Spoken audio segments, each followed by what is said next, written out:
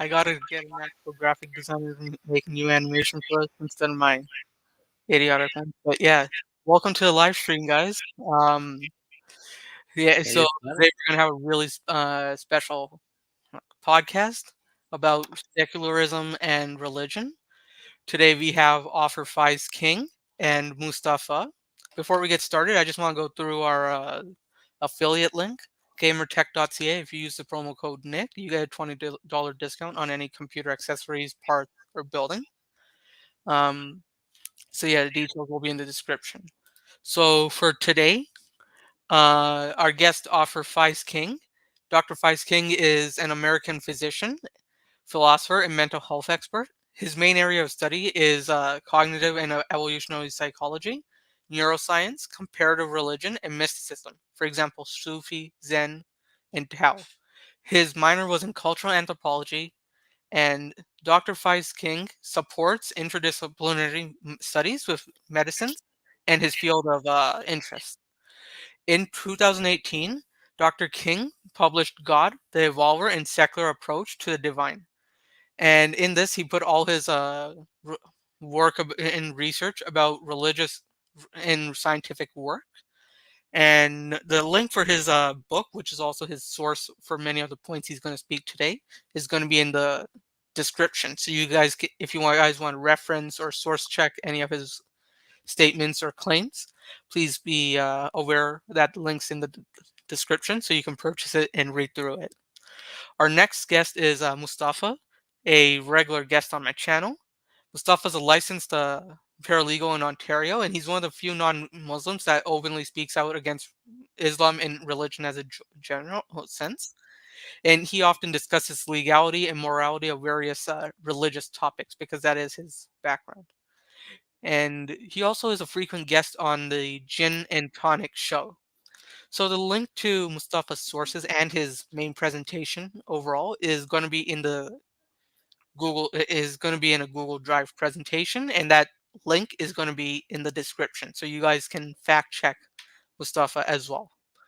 Now, this is going to be a civil discussion between two adults, and it should be taken as such. Any harassments or threats to any of my guests will be taken action upon, and Mustafa and I will see to it. So, first, let's hand it off to Offer Faiz King. You can. I know you have an opening statement, so if you want to start with that. Oh yeah. Um, Hello guys. Uh, my name is Author Faiz King. You might know me from social media. I've written a book called God the Evolver: A Secular Approach to the Divine. And what I've done in that book is basically compile 25 years of research based on my interdisciplinary approach to religion, science, and so forth. I do offer a somewhat unique perspective, being that I have both a medical or scientific background as well as a religious background and involvement in metaphysics as far as my studies are concerned. So what I'm trying to basically say is that um, I feel that religion, to a large extent, can be integrated into a secular society. I mean, assuming obviously that there's a separation of church and state, separation of mosque and state. Um, and to some degree, I will talk a bit on Islam, as I feel that it is one of the more adaptable uh, frameworks out there as far as religion is concerned. Um, which is kind of ironic because nowadays it's also one of the most rigid or uh, like stringent religions that you would see in the media. People are always talking about what Islam says or personifying Islam and saying, you know, if you don't follow the prophet to a T, you're destined for hell and so forth. Um, the first thing I want to cover is the Quranic definition of what it means to be Muslim. Um, a lot of Muslims will say that Islam means peace, um, or that a Muslim is one who submits to God. Now, none of these definitions are 100% accurate. There's a bit of meaning that goes uh, behind this, and the definition is a bit more multifaceted. Uh, for being a Muslim, basically means submitting to God either voluntarily or involuntarily, and sorry, and basically, if you look at the Quranic definition, it encompasses even inanimate entities. So something for example, in the Quran, there's a reference where it says that even the planetary bodies they submit to God. And for example, the orbits that they have that represents Islam. So that's basically probably the most broad sense of the term. That Islam just means submission. So in a sense, anything that's created or does what it's supposed to do, whether it's the birds in the sky, uh, whether knowingly or unknowingly, they're following a certain decree, and that's how we define it. Another thing is the whole concept of anbiya. The Quran has something that I would like to call the anbiya model, basically the prophetic model. So we have 124,000 prophets in Islam with 315 messengers. So this can encompass anything from, remember Nick briefly mentioning it, anything from like Adam all the way to Ahmad or Muhammad. And basically this includes like any prophet that was sent to any particular nation between Adam to Prophet Muhammad in any particular message that has been tailored or customized to that people. So what the Quran basically is the last chapter or the last revelation within a series of revelations that began with Adam. So you could have something like the Book of Names for Adam, or Suhuf, or the Leaves of Abraham, and then you could have anything like Zoroaster, or even according to some perennial philosophers, you could have Confucius and Lao Tzu. Um, Buddhism is basically the Brahminic counterpart to Islam, and it's also referenced as the middle way. So in Islam, we have an expression called Siratul Mustaqim, and Buddhists they also self-refer themselves as being followers of the middle path.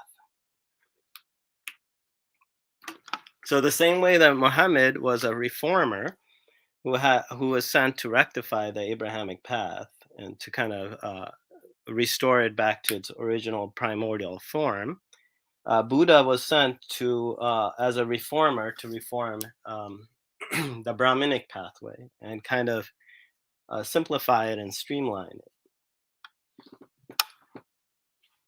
Um, the only issue right now is that these interpretations, there's a concerted effort to actually take what is there and make it more literal than it should be. So, for example, the Kingdom of Saudi Arabia, when they publish the Sahih International Qurans, they often have things inserted in the parentheses that try to guide you in a certain way.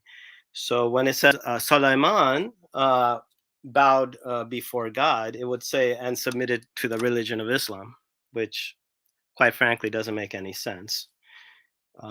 Islam, the way I imagine it, is basically the sum cumulative product of all of the messages from God coming down from Adam all the way to Muhammad. So if Solomon were to follow Islam, it wouldn't be like the Mohammedan Islam. It wouldn't be a five-pillar Islam. It would be something else altogether. I mean, there are some shared principles. There are core principles between them. one being the unity of God and the unity of all people. Um, of course, there's the belief in the last day and superhuman entities or aliens or angels. There's also the idea of doing charity, the idea of having good etiquette or adab, and being kind to your parents. So, other than certain principles that are shared between them, the whole notion of Islam could take varying forms. And whatever is appropriate for the time period is basically the Islam of that time period. So, Buddhism, Hinduism, Taoism, Confucianism, all of these different religious expressions primordially might have been from the same source. And what I'm saying does sound foreign, but there are authors that actually speak about this connection. Thomas Cleary, for example, for many years he spoke about the three teachings.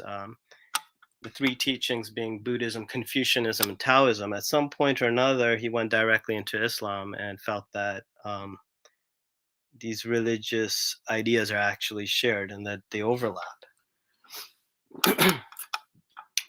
I believe in one of your previous podcasts, there was the idea of Zoroastrianism having an influence on Islam or having very similar ideas such as five prayers and so forth. Yes, yes, yes. I think we've discussed that. Yes. Yeah. So, like, when an atheist or an agnostic looks at that, they usually look at similarities as plagiarism or that a religion kind of mimicked another religion. But the perennial philosophy framework, and to some extent, I believe it can be traced back to the Anbiya model of the Quran, would actually argue that all of these similarities point to a same ideological origin, a primordial source. The discrepancies are more due to like human interpolation, human interpretation, rogue scribes, and so forth. So if Zoroastrianism has some similarities with Islam, it's probably because they're part of the same brotherhood of prophets and prophetess. So, and also, it's kind of hard to make a definitive conclusion because the Zend-Avesta is only like a partial documentation. So you could have like certain folks from the Zoroastrian side arguing that Ahura is monotheistic, and you might have someone else arguing that you might argue that he's not like omnipotent. He might be like something less than omnipotent. And these discrepancies arise because of the partial or the fragmentation in the revelations. Zoroastrianism, some have stated that it has a Mohammedan-like component to it or a feel to it, but it also has like a dharmic component to it. And you'll notice that with religions that, like Zoroastrianism, it predates Islam. It has prophets, kind of like the Abrahamic religions, but it also has a conceptual framework that's somewhat similar to Hinduism and as well. And even with religions that chronologically came, or followers of religions that came chronologically after, like Baha'ism or Sikhism, they also have this Abrahamic and this Abrahamic-like, and as well as this dharmic component. So to a certain extent, it feels like the Brahminic and Abrahamic components or approaches were separated, perhaps artificially. Both branches of religion families might have some overlap, and this is something that should be explored.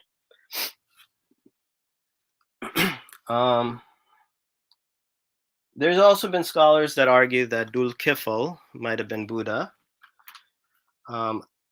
One of the main issues I have is that ex-Muslims, atheists sometimes overemphasize Prophet Muhammad, but unlike the Christian tradition where Jesus is the center, Muhammad is actually not the center of Islam. It's the Quran itself.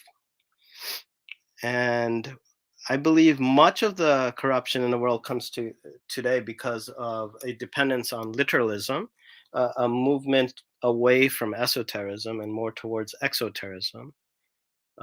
So, for example, Christianity, it's all spirit. It's basically the spirit of a spirit from God, which is Jesus. Uh, that was the main issue, and that separated them from Judaism. Judaism, the issue was that they became overly legalistic.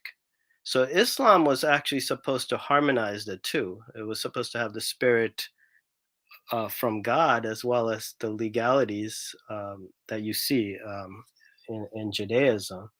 Unfortunately, today what you're seeing is an overemphasis on the legal component of Islam. That Islam is like that literalistic kind of dependence on Muslim philosophy. Everything has become more legalistic. That's why you have the Taliban. That's why you have ISIS. This is a modern day corruption. Um, so that would be one of the problems right now. Is that there's that tendency. Been repeating myself, but that tendency for legalism that they keep getting back to. My book also spoke about hominids, the role of archaic hominids. Evolution, I believe, is actually compatible with religion.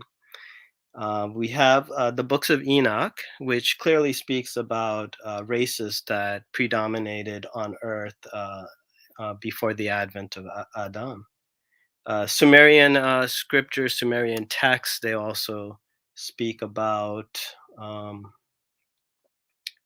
the idea that Adam was fused with another primate of sorts. So he wasn't exactly this pure being. The Quran alludes to pre-Adamic beings as well, like Surah Baqarah. The angels ask God, why would he put another on earth only to cause mischief and to shed blood? Tabari and Ibn Kathir, they also speak about the notion of jinn that came before Adam, and they were clearly blood and flesh entities. They were physical beings and they shed blood.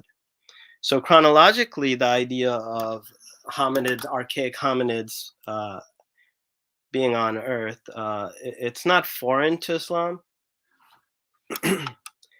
There's also the idea of yom, like there's the Hebrew word yom or yam. I'm probably pronouncing it all wrong because the Arabic and the Hebrew are very similar. It's the whole concept of day.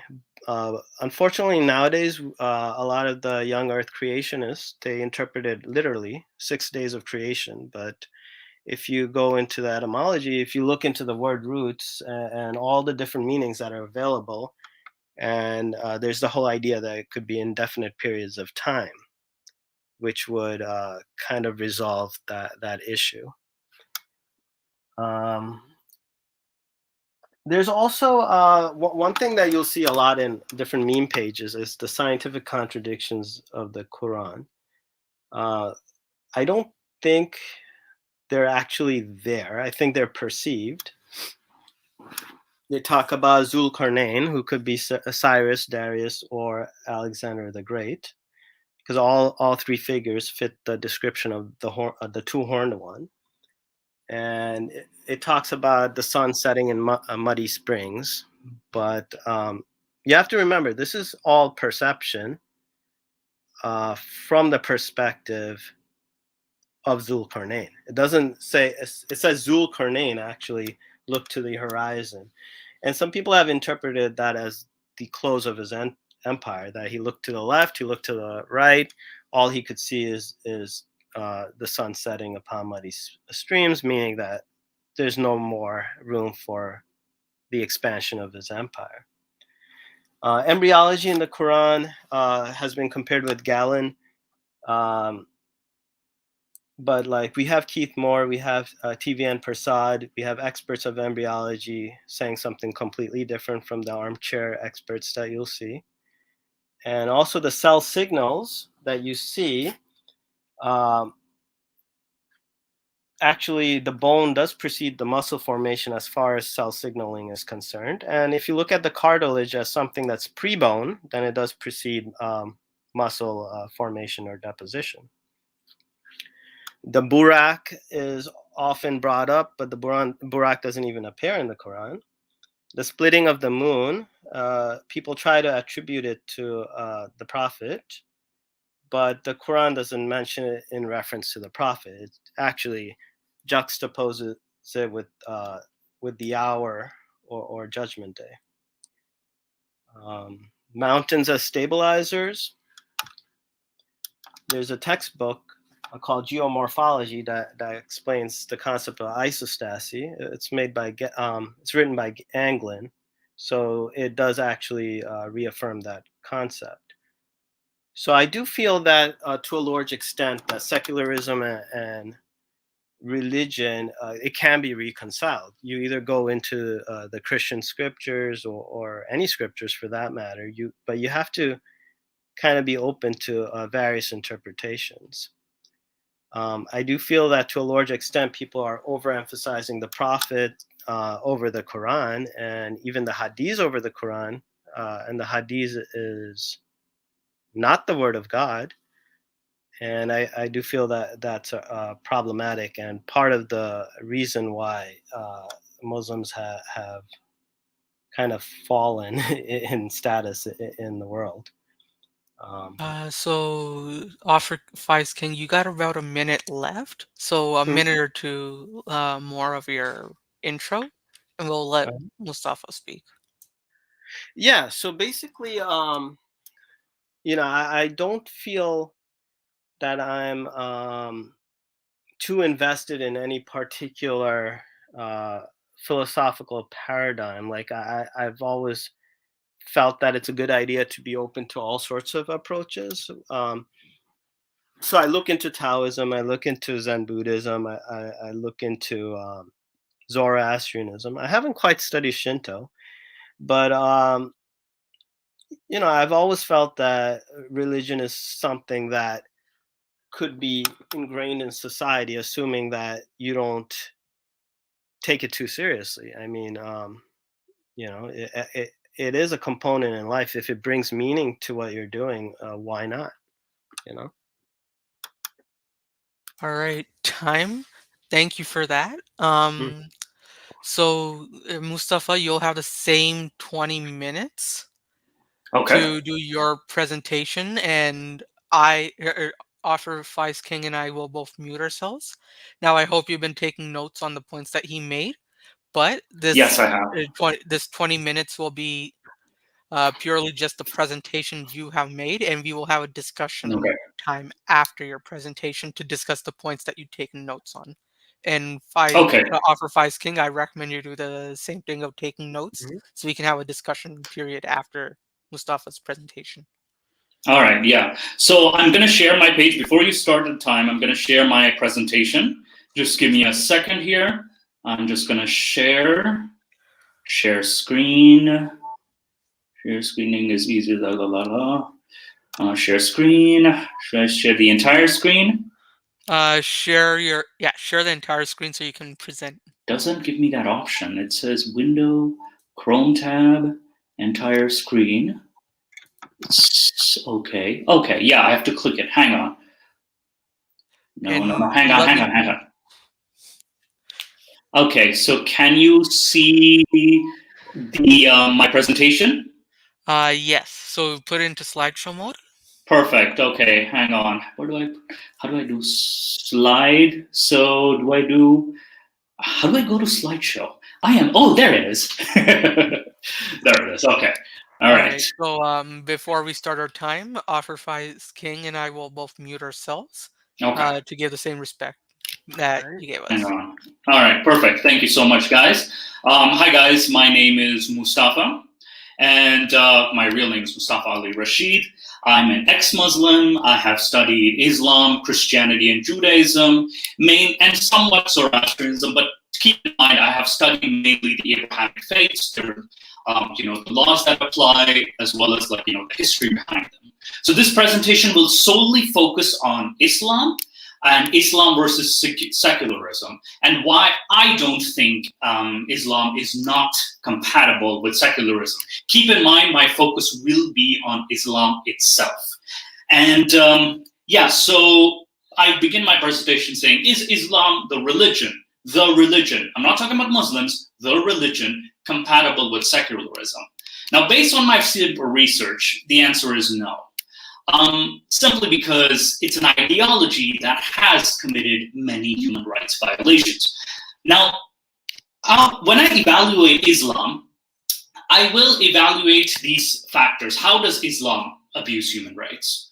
So one, I'll look into how it easily accepts converts and punishes those who leave the religion, aka apostates like myself. How it punishes free speech, expression with blasphemy. These blasphemy laws are they will punish free speech. It's discrimination against Jews and Christians specifically. The imposition of jizya tax on non-believers. Barbaric punishments for the LGBTQ plus community. Barbaric punishments for petty crimes. It promotes Arab supremacy and racism. It discriminates against women. Abuse of children, pedophilia, and child marriage. I will also add to this research, my new research, female genital mutilation. I warn the viewers, this will be a very sensitive topic. So if you can kind of skip the part if you're not comfortable listening to it. I won't go too deep into killing of Shia Muslims and discrimination against other sects, because I only have one slide on that, because that on itself is a topic of its own. So at least the early ones I will focus on deep. And now, in order to evaluate Islam, these are the following sources I will use. The Quranic text itself, the hadiths or sayings of Muhammad, the Prophet of Islam, the Sirah of Ibn Ishaq or Ibn Hisham, which was the first ever biography of Muhammad ever penned down. Then I'll use the tafsir or exegesis of the Quran by classical scholars. And I'll also use the opinions of Islamic scholars themselves, both classical as well as modern. I'll also use the Encyclopedia of Islamic Jurisprudence, which has different rules and different sects, such as Hanafi, Hanbali, Shafi, Maliki, which are the four Sunni sects, as well as certain Shia sects, such as Jafari, and to some extent, some Ismaili sects as well. I will also look into to some extent, Islamic laws in Muslim countries, as well as I will discuss miscellaneous other books and websites that discuss Islam as well. So we will look into Islam in many different directions. Now, my first thing I'll talk about is how it easily accepts converts but punishes apostates. So Quran chapter 5, verse 54 states the following: "O you who have believed, whoever among you should leave his faith, soon Allah will produce a people he will love, and who will love him, humble towards the believers, powerful against disbelievers, fighting in the way of Allah. Do not fear the blame of the critic. That is the favor of Allah. He bestows it upon whom he wills. Allah is all-encompassing and all-knowing." At first, okay, this is very vague, very vague. He's like, oh, you can leave, I'll replace you, sort of like a very angry parent. Now, Quran 9:66 also states that if you don't leave religion after accepting, we will have to punish you. Now, the Quran is still pretty vague about this, but in order to explain the vagueness of the Quran, even though it claims to be a perfect book, but still it needs an explanation, Sahih al-Bukhari, one of the most authentic sources, 452-60, Ibn Abbas, Muhammad's uncle, states, if a Muslim, he stated that, and he quoted Muhammad on this, if a Muslim discards his religion, kill him. Now, a modern scholar, Yusuf al-Qaradawi, he stated, Islam exists only because people fear being murdered if they leave. Now, in order to convert to Islam, all you have to say is the Shahada with conviction. There is no God but Allah and Muhammad is the messenger. La ilaha illallah Muhammadur Rasulullah. Now, In Shia Islam, according to alislam.org, which is a Shia website, there's two kinds of apostates, milli apostate and fitri apostate. A fitri is where the apostate has Muslim parents and leaves Islam. The milli apostate, on the other hand, is the one who is from a non-Muslim background, converts, and then leaves. I would fit in the fitri definition. Now, the punishment for a female who is either a milli or fitri apostate, if she does not repent, she is flogged and imprisoned. A male milli apostate is subject to the death penalty, and a male fitri apostate is executed. Their spouses, if they're not able to execute them, their spouses become non-halal for them and they're forced to be divorced. Now, what overlaps with killing of apostates, punishing apostates, is punishing of free speech and expression with blasphemy laws. Now, Quran chapter 5, verse 33 says, cut off the limbs of the person who wages war against Allah and spreads mischief. Quran chapter 6, verse 93 states, who can be more wicked than the one who invents a lie against Allah? I also discuss, in the Ibn Ishaq and Ibn Hisham edit of the Sirah, Muhammad ordered the killing of a female poet, Asma bint Marwan. He also ordered the killing of Abu Afaq, who was a Jewish poet who opposed him. And as well as Sunnah Abu Dawood, book 38, hadith number 4349. A Jewess used to disparage Muhammad. A man strangled her to death, and Muhammad declared that no penalty should there be for a killer. Now, here are the countries, these Muslim countries, that have blasphemy punishable by death: Iran, Pakistan, Saudi Arabia, and Afghanistan. Now, if you look at the jurisprudence, Hanbali, Shafi, and Jafari schools, blasphemy is punishable by death. According to the Hanafi sect, death if the blasphemer is Muslim, beating for a woman, and other punishments for non-Muslims. However, according to the Maliki school of thought, which is a Sunni school of thought, mandatory death for women, and women can be coerced, mandatory death for men. Blech. Women can be coerced, tortured enough to repent. Now, another topic I wanted to discuss, which was a human rights violation, is the fact that Islam specifically discriminates against Jews and Christians. Quran chapter 551 states the following: O you who have believed, do not take Jews and Christians as they are allies of each other. If any from among you is an ally to them, they are indeed one of them. Indeed, Allah guides not the wrongdoing people. Quran 541 also states the Jews will listen to any lie. Quran 582 states Jews and pagans are the most hateful to Muslims. And Quran 265 states that Jews are apes for transgressing the Sabbath. Sahih al-Bukhari 558-227 shows Moses is weeping because more Muslims will be in heaven compared to Jews. Sahih al-Muslim 26-5389 states, do not greet the Jews and Christians. If you find them on the roads, force them to the narrowest part.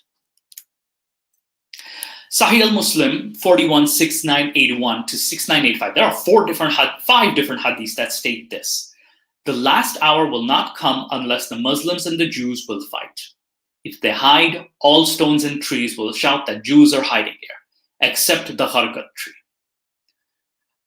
Tafsir ibn Qasir of Quran 551 also shows us a story of Umar, who was the second caliph of Islam, one of the successors to Muhammad, orders that a Christian scribe should be driven out of Medina just because he is Christian.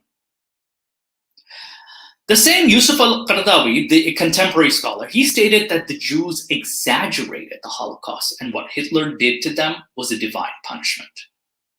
Another classical scholar, al-Jahiz, stated that the Jewish race was denied high mental qualities, sound physique, and superior lactation.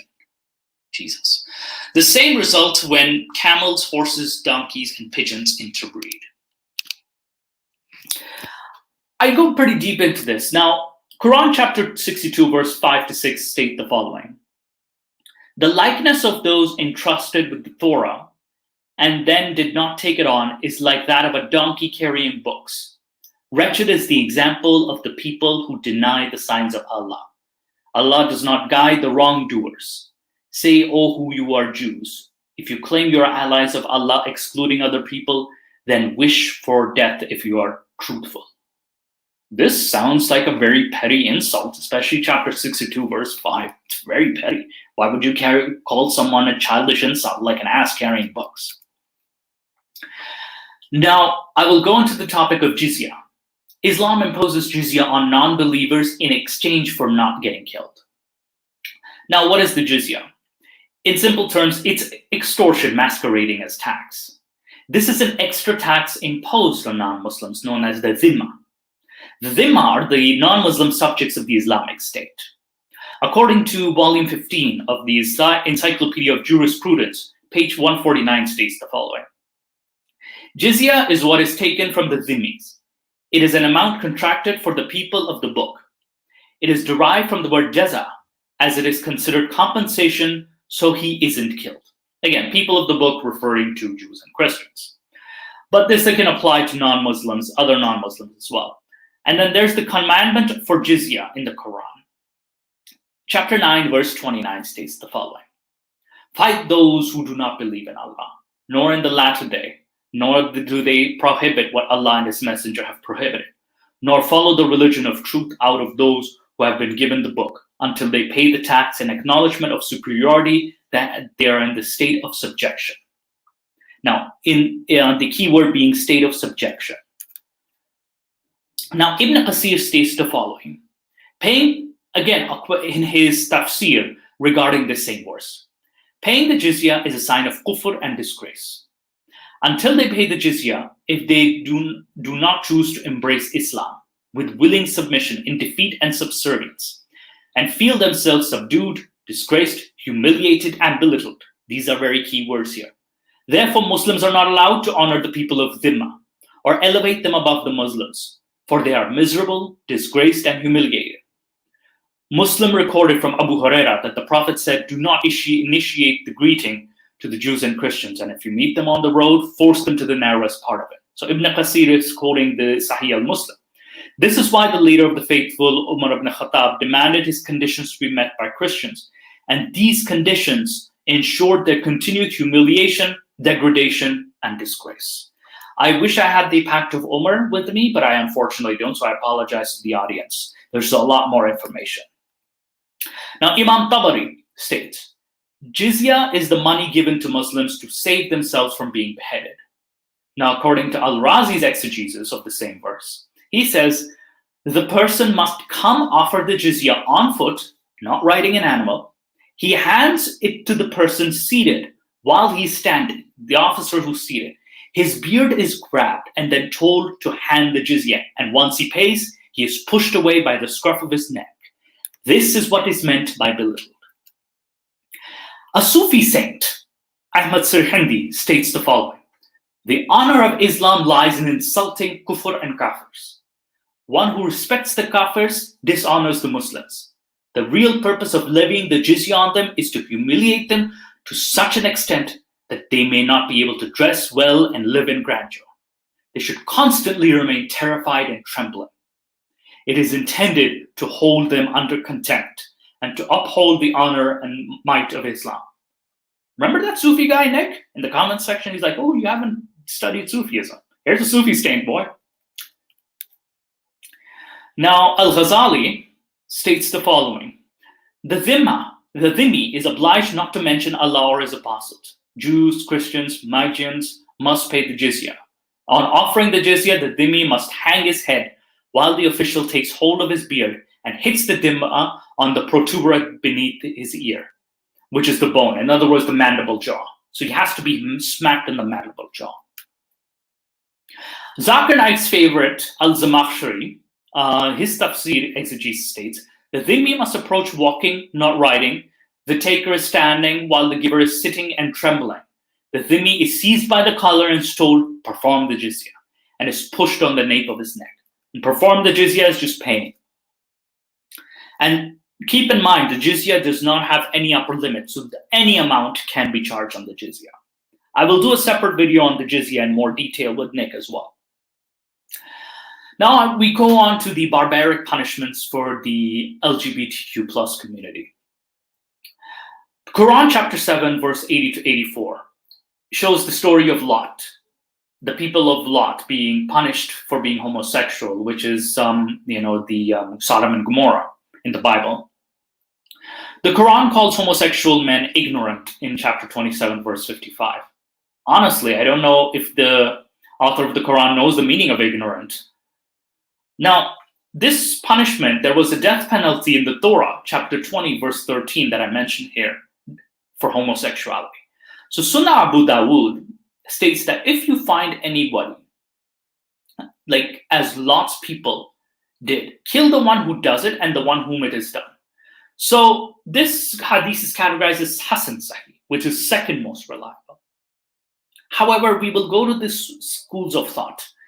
The Sunni Hanafi school of thought says punishment for the homosexuality is up to the ruler. However, in the Shafi school, 100 lashes or being stoned to death. In the Sunni Maliki and Hanbali school, death. In the Jafari Shia school of thought, death. So the death penalty for homosexuality in these schools of thought, as well as harsh punishments. You were going to say something, Nick? No, I was just going to say you got 3 minutes left.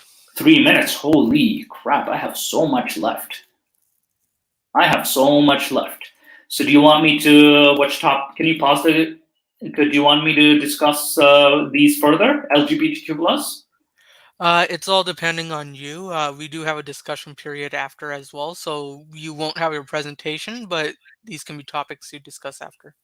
Okay, so we'll go as far as we can. I'll notify you again when the 20 minutes is up. Keep going. Sorry to interrupt you. Oh, no problem. So, okay.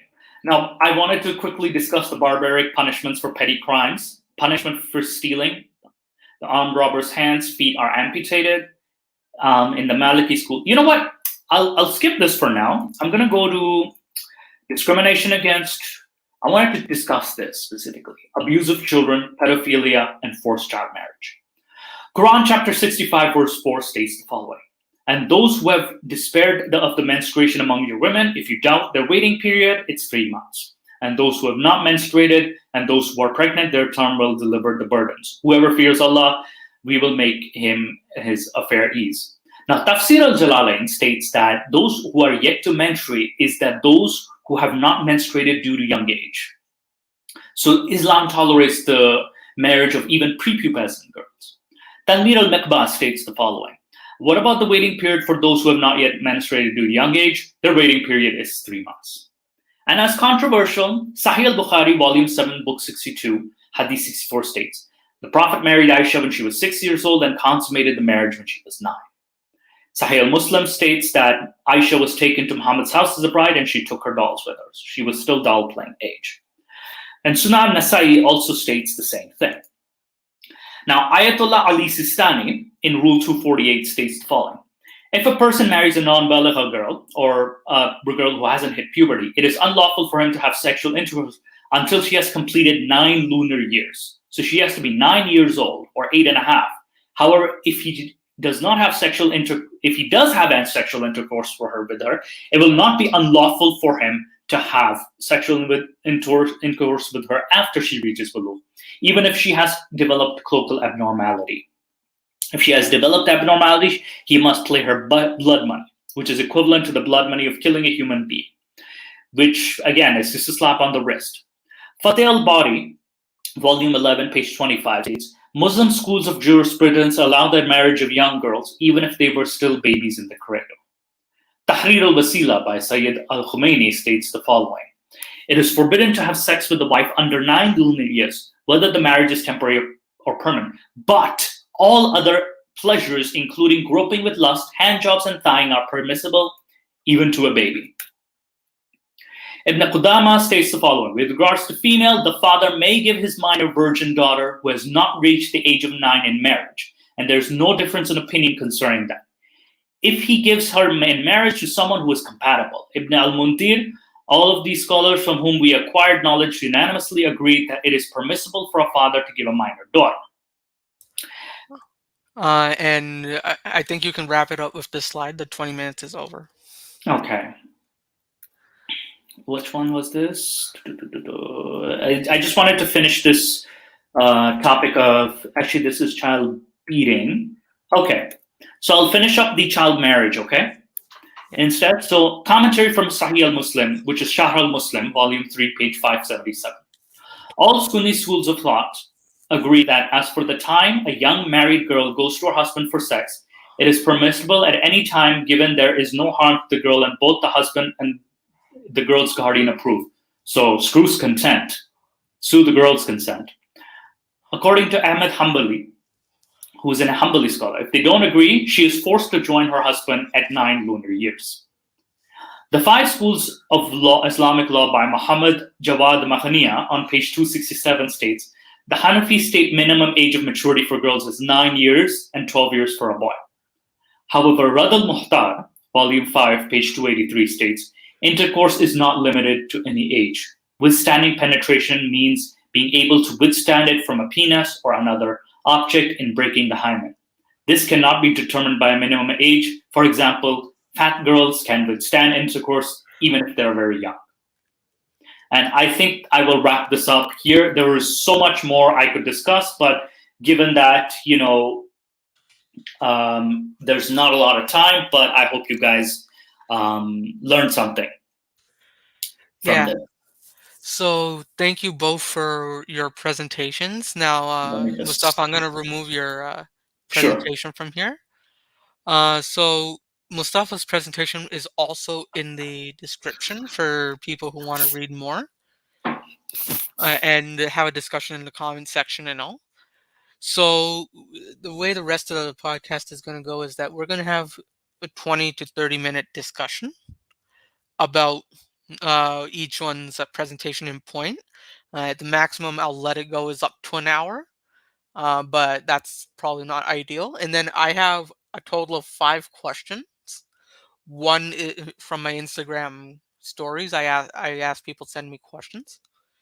And then, so one is a general question for both of you. 2 are meant for Faisal, and 2 are meant for offer Faiz King, and 2 are meant for Mustafa. So as of now, I'll mute myself until one of you is overreaching on your points and all. But other than that, you guys can go ahead to discuss each other's points that have been made. Okay, so what about the questions though? Those questions, after 30 minutes, I'll see how the conversation is going, and I'll ask those as audience questions.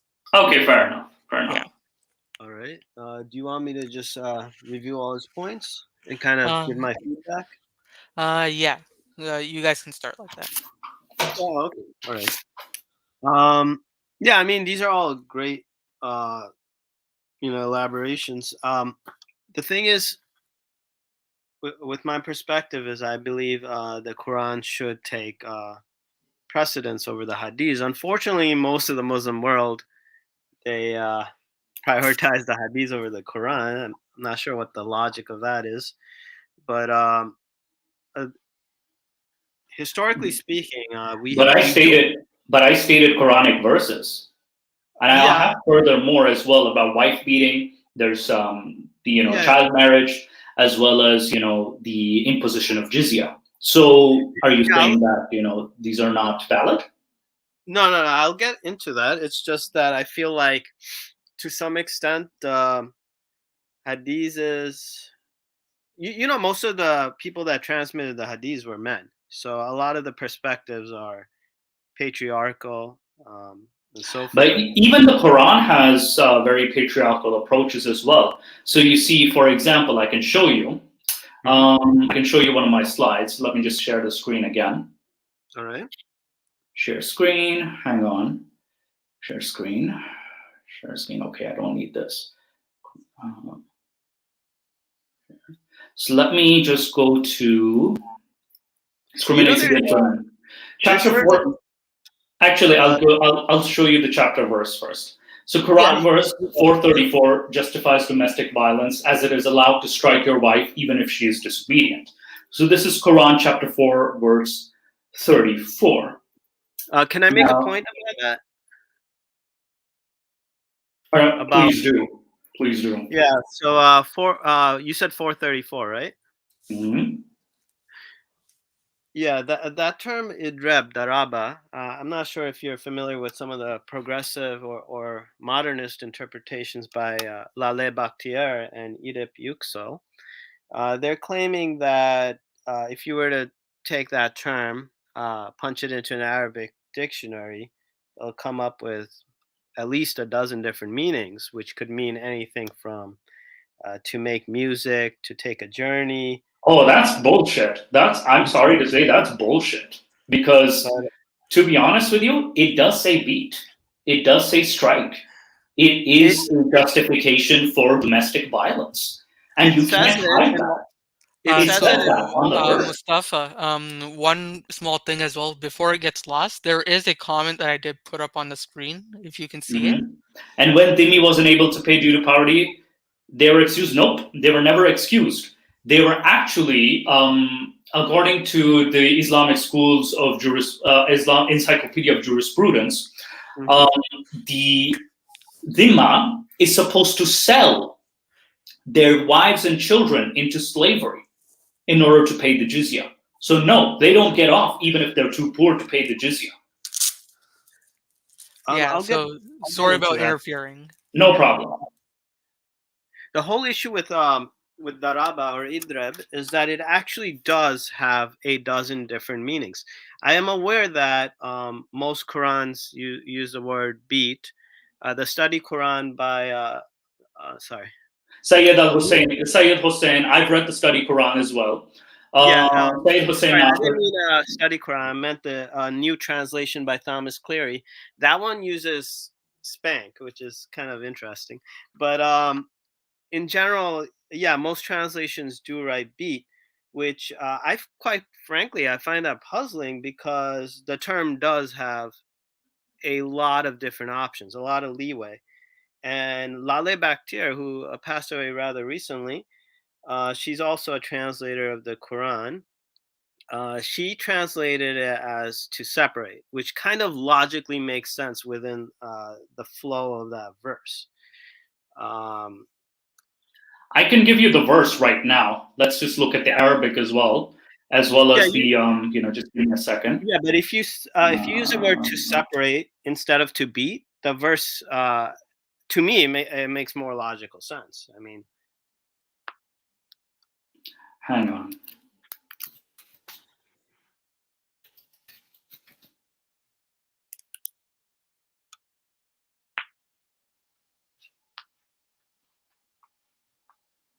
I'm going to share a screen. Just 1 second. mm-hmm. Share. Not again. Share. Can you see this? Yeah, you can see it. Okay, so this is the corpus of the Quran. The men are protectors of the women because Allah has bestowed over them because they spend on their wealth, are obedient and unseen, and those whom you fear ill conduct. You fear their ill conduct, advise them, forsake them in bed, and finally strike them. Yeah, but if you put a separate from them, it makes more sense. No, it just said forsake them in bed or separate the bed. That's the only time when they use the word separate there. It's like This is that says strike, and it says in the second translation in Sahih International strike. That's what it says, but the term actually has like a dozen different meanings. We're looking. Okay, there's leave them alone in bed if they're willing, if they do not seek, blaming. Like pull up, for example, Laleh Bakhtiar's translation of the Quran, and it will say to separate. Hang on.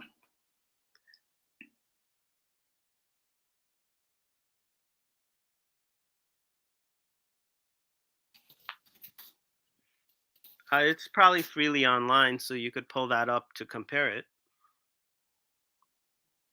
Or if you have access to Edip Yüksel's commentary, which is rather long. but pretty So what did educated. you say, Laleh Bakhtir? Yeah, Laleh Bakhtir. She's a translator of the Quran. Another apologist. Quran Yeah, I guess translation. we're all apologists if you think about it. I'm not an apologist for any ideology, to be honest with you. I speak for what it is. Yeah, there's no translation available. It's all available on Amazon. I'm seeing here. I have to order it from Amazon, apparently. Offer Faiz King, you also have a option to share. So if you have it up, you can bring it up as well. Yeah, if you can. Let me find it 1 second.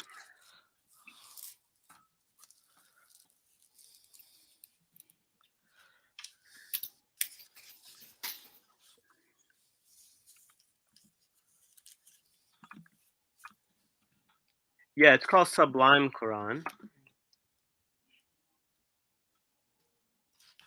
The Sublime Quran. Comparison of English translations.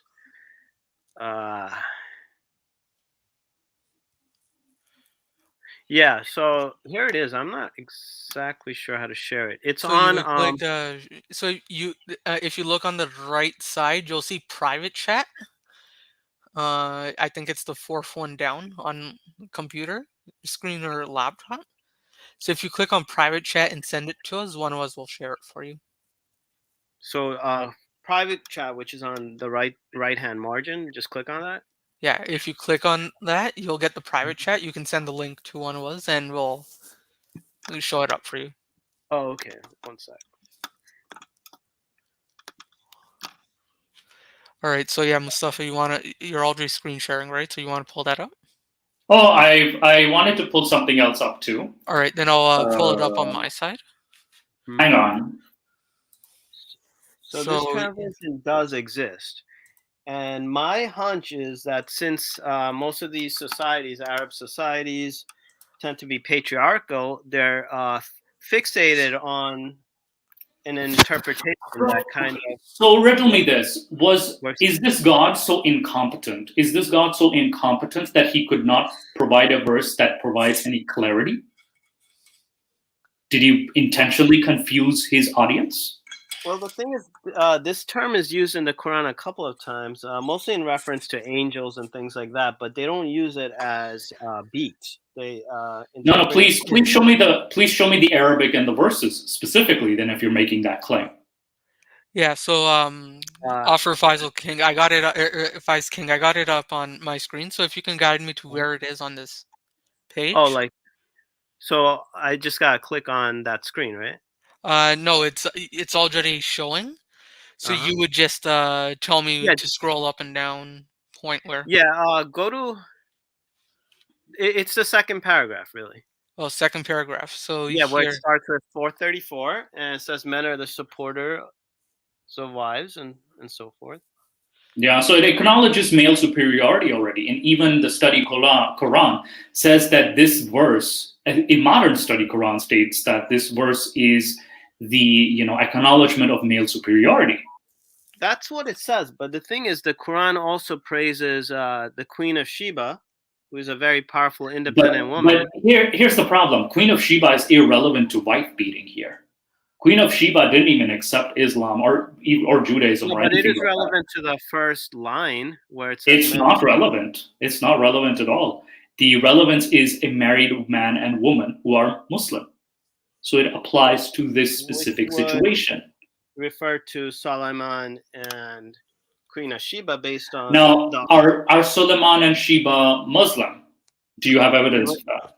They were submitters to whatever that religion was at the time.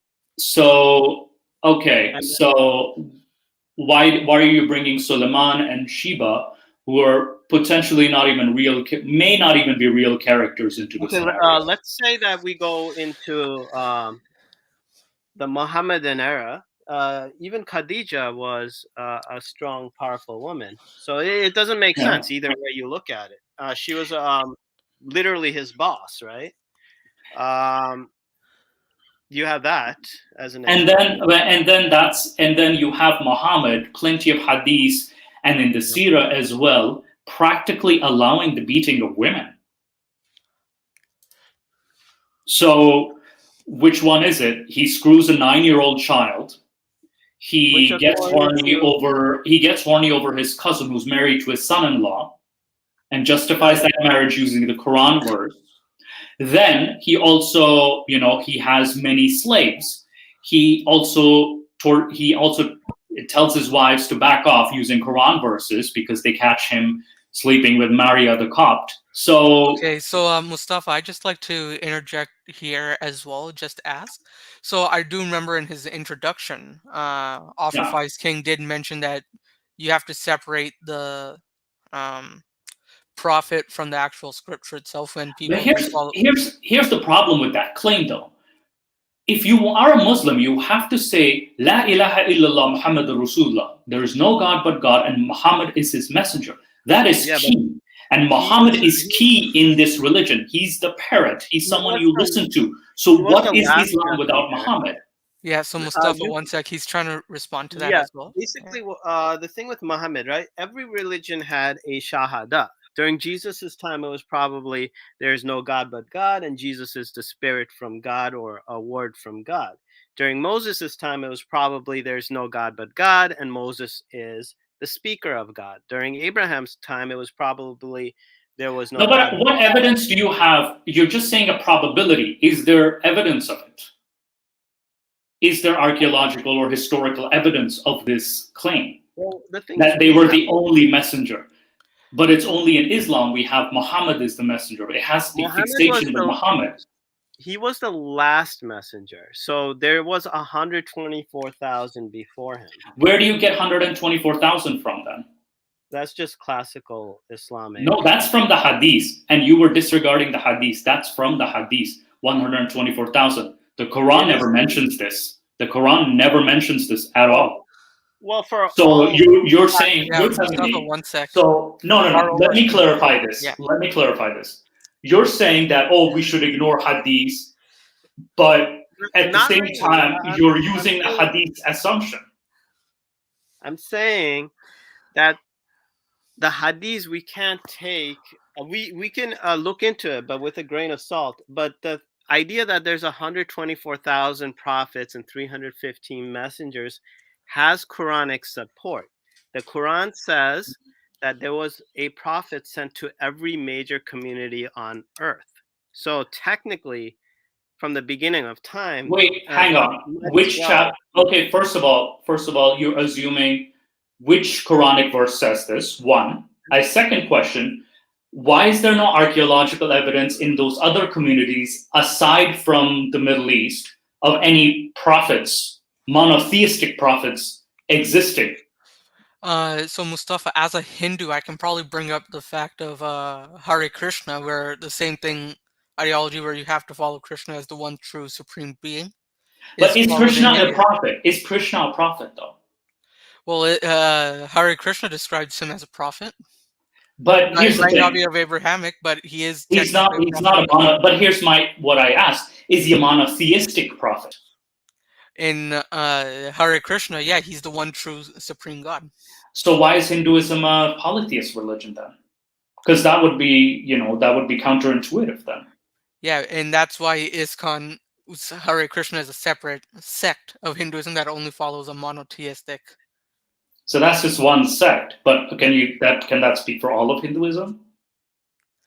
No, but when you did ask why isn't there prophets in other regions as well, this example did come up to No. my mind. Here's this example. Okay, Yeah. where's a prophet from North America or South America, from the indigenous tribes, or from, let's just say, ancient Celtic tribes, or ancient. They exist. They're just mislabeled. That's the problem. They're not. How can you say for sure they exist? How can you say for sure they exist just because the 7th century book says so? Well, here's the thing. You asked a question about every a prophet sent to every nation. If you look at Quran 1047, Quran 1636, and Quran 4078, it says the same thing. Hang on, you said 1047? Right.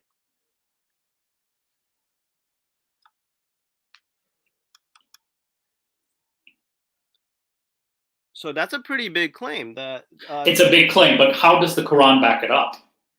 Does the Quran have any other evidence? Does the Quran count as archaeological Well, the evidence? thing is, right, you can't mention Lao Tzu in Arabic terms because it wouldn't make sense. Like how like Zoroaster, for example, his name is literally like shoemaker. How are you gonna like reference him like shoemaker prophet? It doesn't make sense. No, that's shoemaker. The name is irrelevant. What I'm saying is there any other archaeological evidence for these claims of prophets sent to every single nation on this planet? I mean, Of a monotheistic prophet that is preaching something similar to Islam.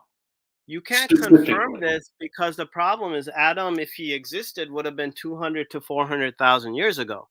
Our historical record barely goes up to 10,000 years back.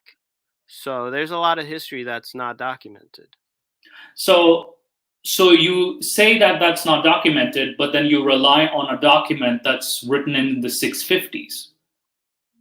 I mean, it's internal. It's a claim. It's a claim. It's a claim. Right. But does it back it up properly? No, it doesn't. There is no evidence. It just makes a very vague claim. Just like the Bible, just like this, the Granth. Most of these books just make claims. I mean, it is a claim. It's a big claim, and it's a universalist claim, and it's probably one of the most universalist claim you could find there. And that's the reason you have an academic field like perennial philosophy to begin with, which was created by Aldous Huxley.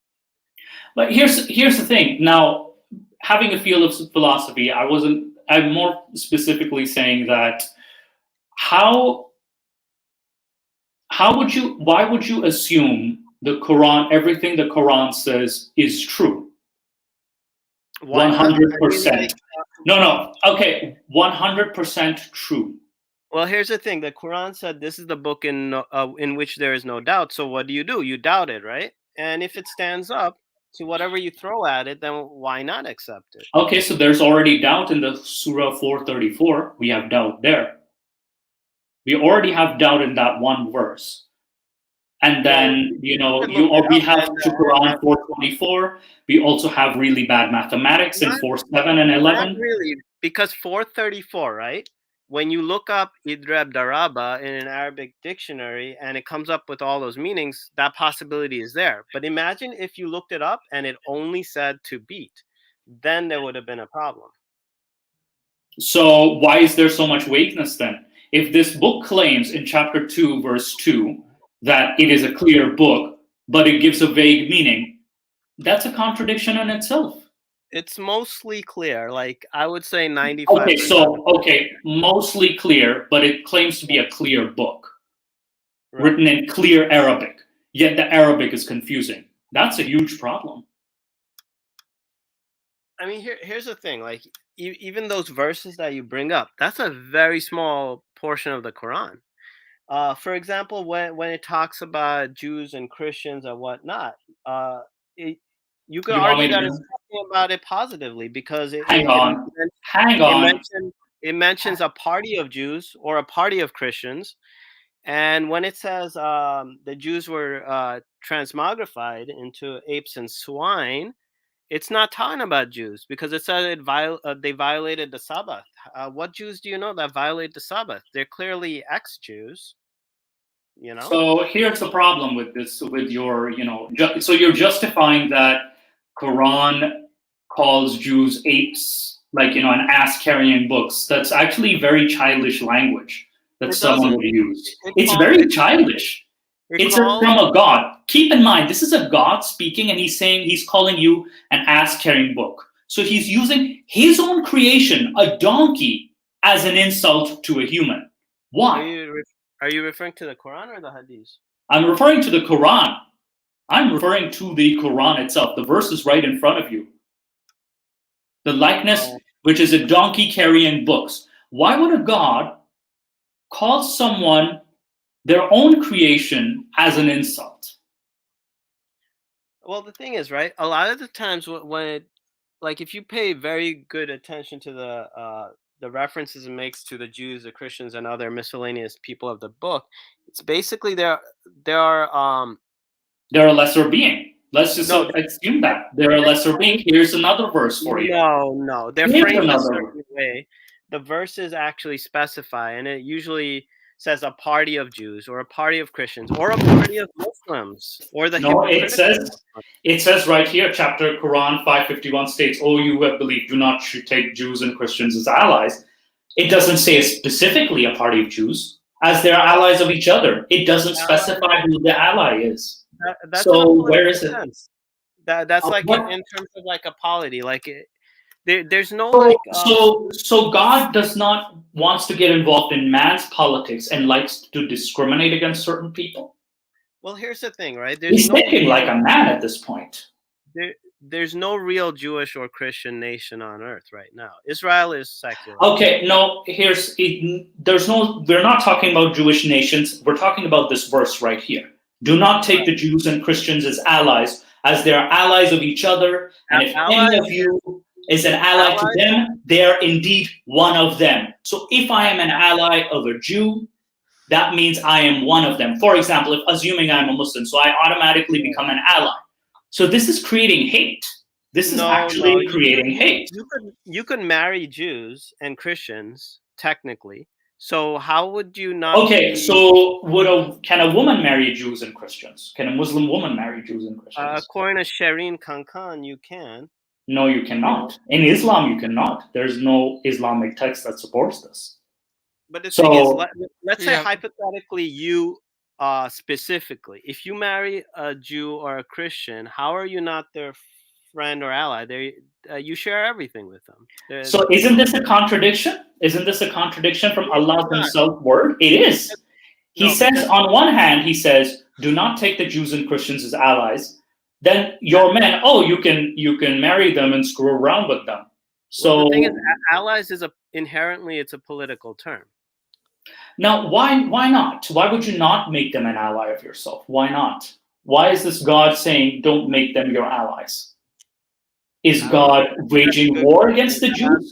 Is God waging war against the Jews and Christians? No, really? Unfortunately, we don't have a system in which the Jews or the Christians, from a religious perspective, is ruling over Muslims. It's all, secular governments. So there's nothing to really compare this to, But Islam has specific rules governing Jews and Christians specifically. This is the one religion that seeks to dominate these groups. I have a question. So this specific quote here, might it have been written during the time of the Islamic Crusades towards Jerusalem, like with King Solomon, or with King Salahuddin during that period of time? Oh no, not this Quran. The Quran was authored in the 650s. The earliest Quran manuscript we find is 645, dated to 645. So there wasn't any archaeological evidence of it being changed. There's no there's no archaeological evidence of this particular verse being changed. At least in my knowledge, that is. If there is, I'm actually willing to look at it to see if there are earlier transcripts, earlier pages that say something different. I'm willing to look at that. Yeah, because I'm willing to, considering how they had the feuds at that period of time, I'm willing to. But keep in mind, Nick, that's centuries later.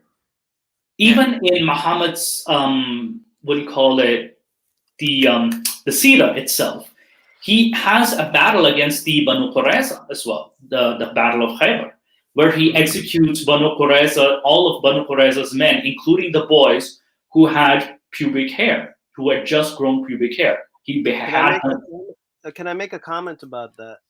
Oh, are you going to justify it? So no, I'm not justifying it. Let me make a comment about it. There's obviously this type of discrepancy. You have Muhammad who is willing to cut off his sleeve to accompany a sleeping cat named Weza, and then you have this narrative about him slaying 900 people from a particular Jewish tribe. There's a scholar named Mika Ben David who claims that this is actually a fabrication that was made like in the Hadith during the Abbasid period, and it was a reaction to the competitive Jewish messianism scene. And what he's basically saying is that as you know, with hadiths, they tend to have isnads or chains that you could trace it to. Basically, all of the isnads go back to Ibn Ishaq, and that's it. There's no corroborative chains, so it's a bit suspect, basically. Actually, if you look at Ibn Ishaq's biography, his chain actually goes back a little further. It goes back to the son of Uthman, the son of the third caliph. So he does make the reference. Ibn Ishaq does make the reference, aka as well as Ibn Hisham. So so basically we Yeah, can I mean, kind of trace that. And I'm referring to the Sira. The Sira has ideas from the Umayyad period as well. So the Sira is different, which is an earlier document in the 740s, 760s, whereas the Hadith is from the 800s, if you want to make that Hadith. right. So, Yeah, so the Hadiths are saying the same thing as the Sira. So definitely something like this happened. Are you sure? I'm not. Definitely something like this happened in the narrative. I'm saying in the narrative. So the Islamic narrative states this. So the Islamic narrative is consistent then. The narrative exists, but a Jewish scholar like Mika Ben David, for example, he challenged it. That's part of his thesis. He does have a movement called Hashlama, where he tries to unify the bridge between Judaism and Islam. He claims that Muhammad could be viewed as a chazid and the Kaaba could be viewed as a sukkot, and that in general, Muhammad was very pro-Jewish in terms of legality, in terms of respecting the Jewish tradition, dietary laws, halal, kosher. The Torah is regarded as al-Furqan, which is the criterion in the Quran. I mean, here's the thing. I just showed you different verses as well as different rulings in Islam that refer to Christians and Jews being discriminated against. Are you familiar with the Covenant of Najran? Even the Covenant of Najran, that's actually a false document. That's not even a real document. Are you 100% sure? Yeah, that's research. Like the one with the sign, Muhammad sign that, the Christians should be protected, right? Right. Yeah, that one's a false document. Definitely a false document. I will try to look this up, but yeah, there's no evidence that this was because this was a Christian forgery. This could possibly be a Christian forgery because the document was penned much, much later. So you did say you would research it, right? So if you were to research it, would you be able to send it to me to put into this description? I will try to do it, but yeah, I have found something that states that, it was a later forgery. Yeah, so I will send it to you. I'll send it to you. The sociologist Craig Considine, he mentions the Covenant of Najran quite a lot, and he mentions it because here's the thing, like that he ignores the fact that when was the document dated? Was there any carbon dating of the document? Was this document viewed? Is this actually Muhammad's seal? So this document wasn't even properly investigated. And you also mentioned, even in your points, you mentioned someone like Keith Moore. Oh dear Lord, why did you mention Keith Moore? The one with the embryology claim. Right. First of all, Yeah, I know he participated in that Saudi Arabian conference, so there's a conflict of interest there somewhere. Yeah, there's a huge conflict of interest, and also the fact that it's. But yeah, Keith Moore is irrelevant. Sorry, I brought that up. That's irrelevant.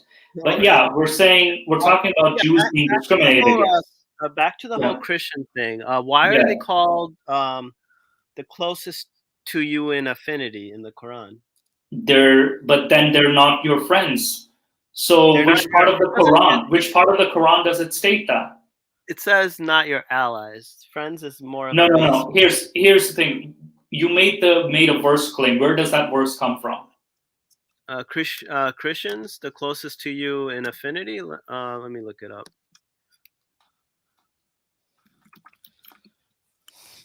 That would be a contradiction. That would be a huge contradiction. Because offer Faiz King, if you find it, put it in the chat again, and I'll put it up for people to see. All right. Yeah. And also, we'll go for another 5 to 10 minutes on this, and then go to the Q&A of the questions that were brought up, because that'll take some time as well. Okay.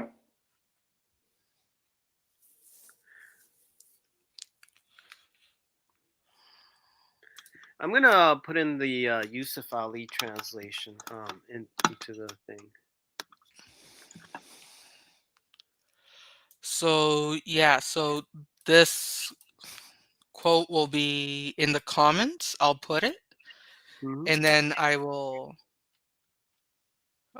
So the first part of it, Mustafa, tell me when you're done reading it, and then I'll put the second part. All right.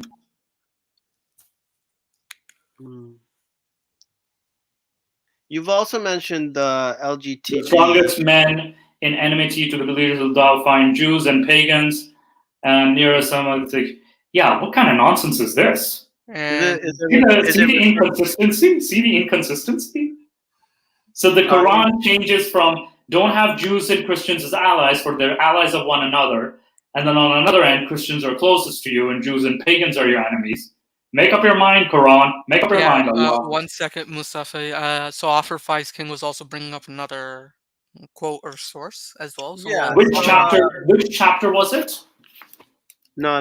The thing is, you also mentioned the whole idea of LGTB and Q, right? QI.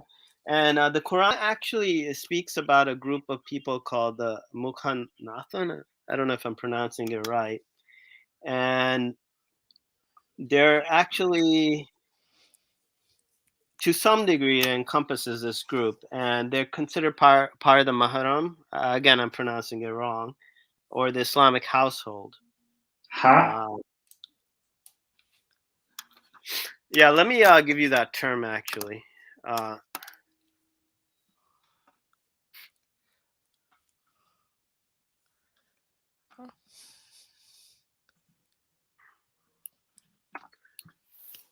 So basically, there's a term in the Quran that may encompass some aspect of homosexuality, but they're actually sanctioned.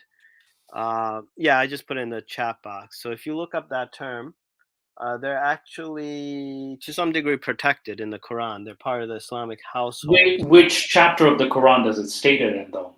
Which chapter or verse? I want the verse number as well. Do you see the private chat, the term that I... No. What's the verse name, verse number, and chapter number? Let me go into it.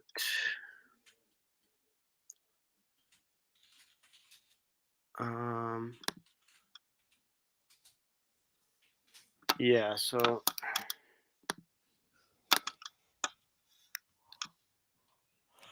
So I think it's just a wiki article. It's a wiki article. Give me the Quranic verse. I want the Quranic verse specifically.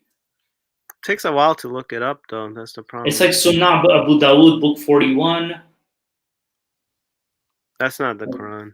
This is the Sunnah Abu Dawud, and I just quoted Sunnah Abu Dawud stating the punishment for the people of Lot. No, I'm actually looking for... Well, the thing with Lot is that that's more like a gang rape more than anything. How is it a gang rape? How is it a gang rape? Because you have a gang of guys that want to rape angels. I mean, this is not normative homosexuality. And in that story, Lot offers his daughters in chapter 11 and 15 in the Quran, as well as in Genesis, he offers his daughters to be gang raped. Right. So where's the morality here? And actually, the homosexual rapists actually refuse. So they kind of start sounding a little more reasonable. I don't think it's reasonable for like a gang of guys to start knocking on people's doors and saying, "Hey." No. That's not saying. A guy just offered his daughters to get raped by a gang of homosexual rapists. Is that moral? It's weird. It's weird, but is it moral? I mean, you can say no. You can say no. It's okay to say no. I mean, morality is contextual, right? You can just say no, dude. You can just say no. It's straight up. It's simple, yes or no. Like, would you offer your daughters to be gang raped by a bunch of men? Would you? It's odd. Exactly. There, I got my answer. Now, so if anything, Uh-huh. like I said here, yeah. So the God punishes people of It Lot. could be it could be one of those weird examples. Whenever angels are involved in the Quran, you have like these narratives that don't exactly make too much logical sense. Like there's the mention of Khizar and Moses, decapitating a kid and whatnot. Um, Oh, the Khidr decapitating a yeah, kid. Yeah, and but it's Khizar, what do you Khizar is call like has been it? referenced to be like Metatron, the angel, too. It's it's So it's just putting meanings. He just killed the kid. People like to put meanings into the text, but the text itself just is pretty clear. He just killed the kid. So the well, kid was going to be disbelieved. Khidr was strong enough to punch a hole into a boat and make it sink. Um, so it wasn't like It's a something that. silly story. Let's just say it's a silly story. It's probably fantasy.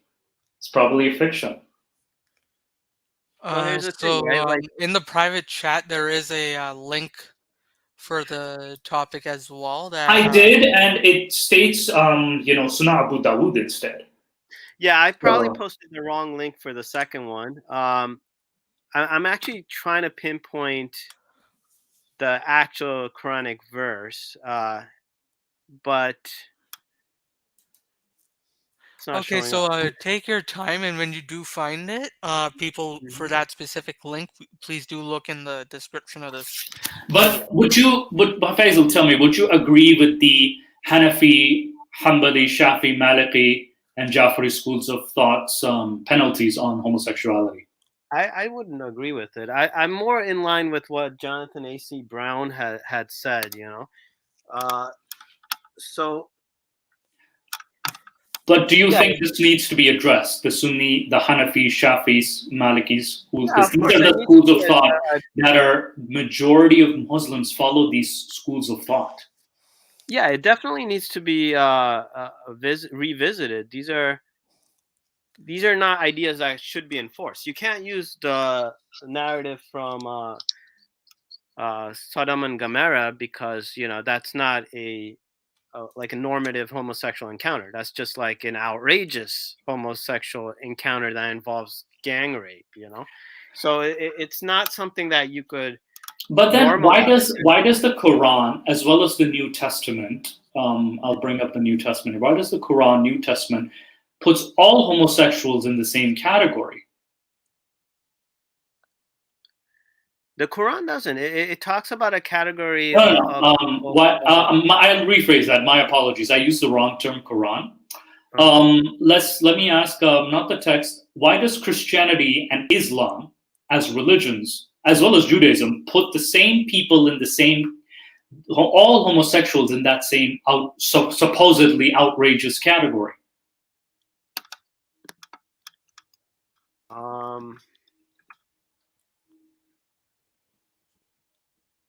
are you sure it's all They categorized into do one? they do put them. They call them the people of Lot.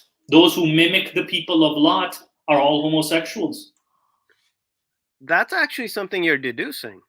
No, I actually showed you Sunnah Abu Dawood that states that. Sunnah Abu Dawud is basically commentary. It's The not. same way, It's a hadith. Sunnah Abu Dawood is a hadith collection. which is a commentary, right? Oh my God! All right. So I think we'll put a pause. Put a pause on the The discussion here. hadiths are sayings of Muhammad.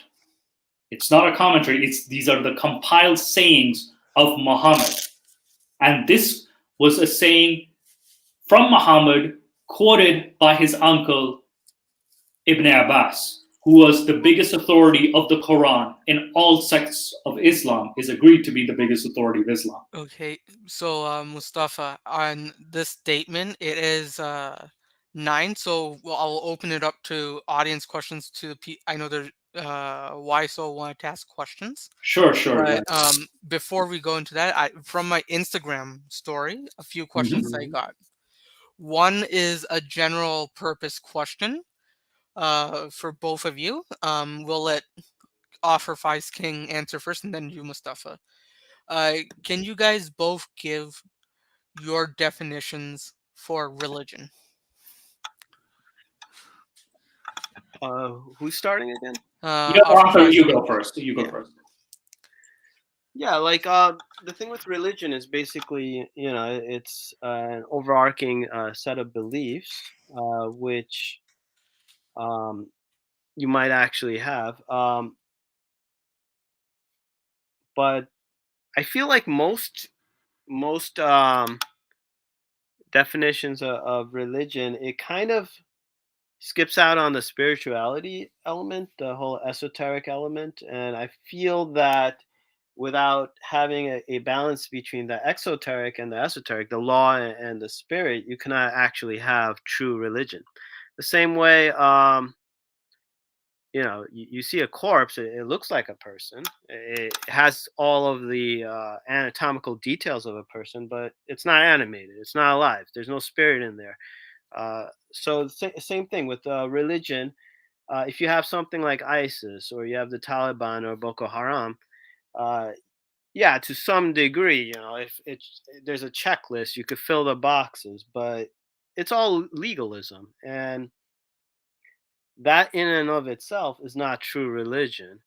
Uh, Jesus was basically, well, if you believe the narrative of Christianity and Islam, Jesus was basically sent because the Jews became too legalistic. They became overly concerned about the law, and that's a bit of a hindrance. So Jesus came, and as someone who is a spirit from God, he reintroduced the spirit into Christianity.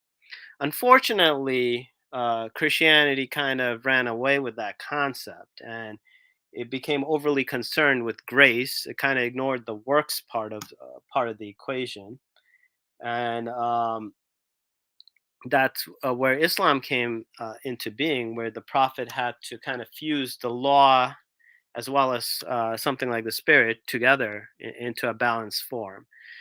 Uh, Nowadays, Islam is, as you see it in most regions of the world, there's an overemphasis on legalism again. So, like in the US, you have a lot of Sufi organizations, you have a lot of Salafi organizations, but the Salafi folks, they tend to have more popular appeal for some reason. I don't know if it's because of human capacity not to understand abstract ideas nowadays, because nowadays people tend to have very limited attention span. I don't know what it is, but I feel like there should be a fusion of sorts. You cannot be have like an exaggeration of spirituality. You cannot have an exaggeration of legalism. You have to be mindful of putting these two constructs together into one piece, one equation. Uh, so all right, Offer Faiz King, if you want to mute yourself, Mustafa, if you can give your answer to your definition of religion. So, my definition of religion is it's a set of beliefs and practices.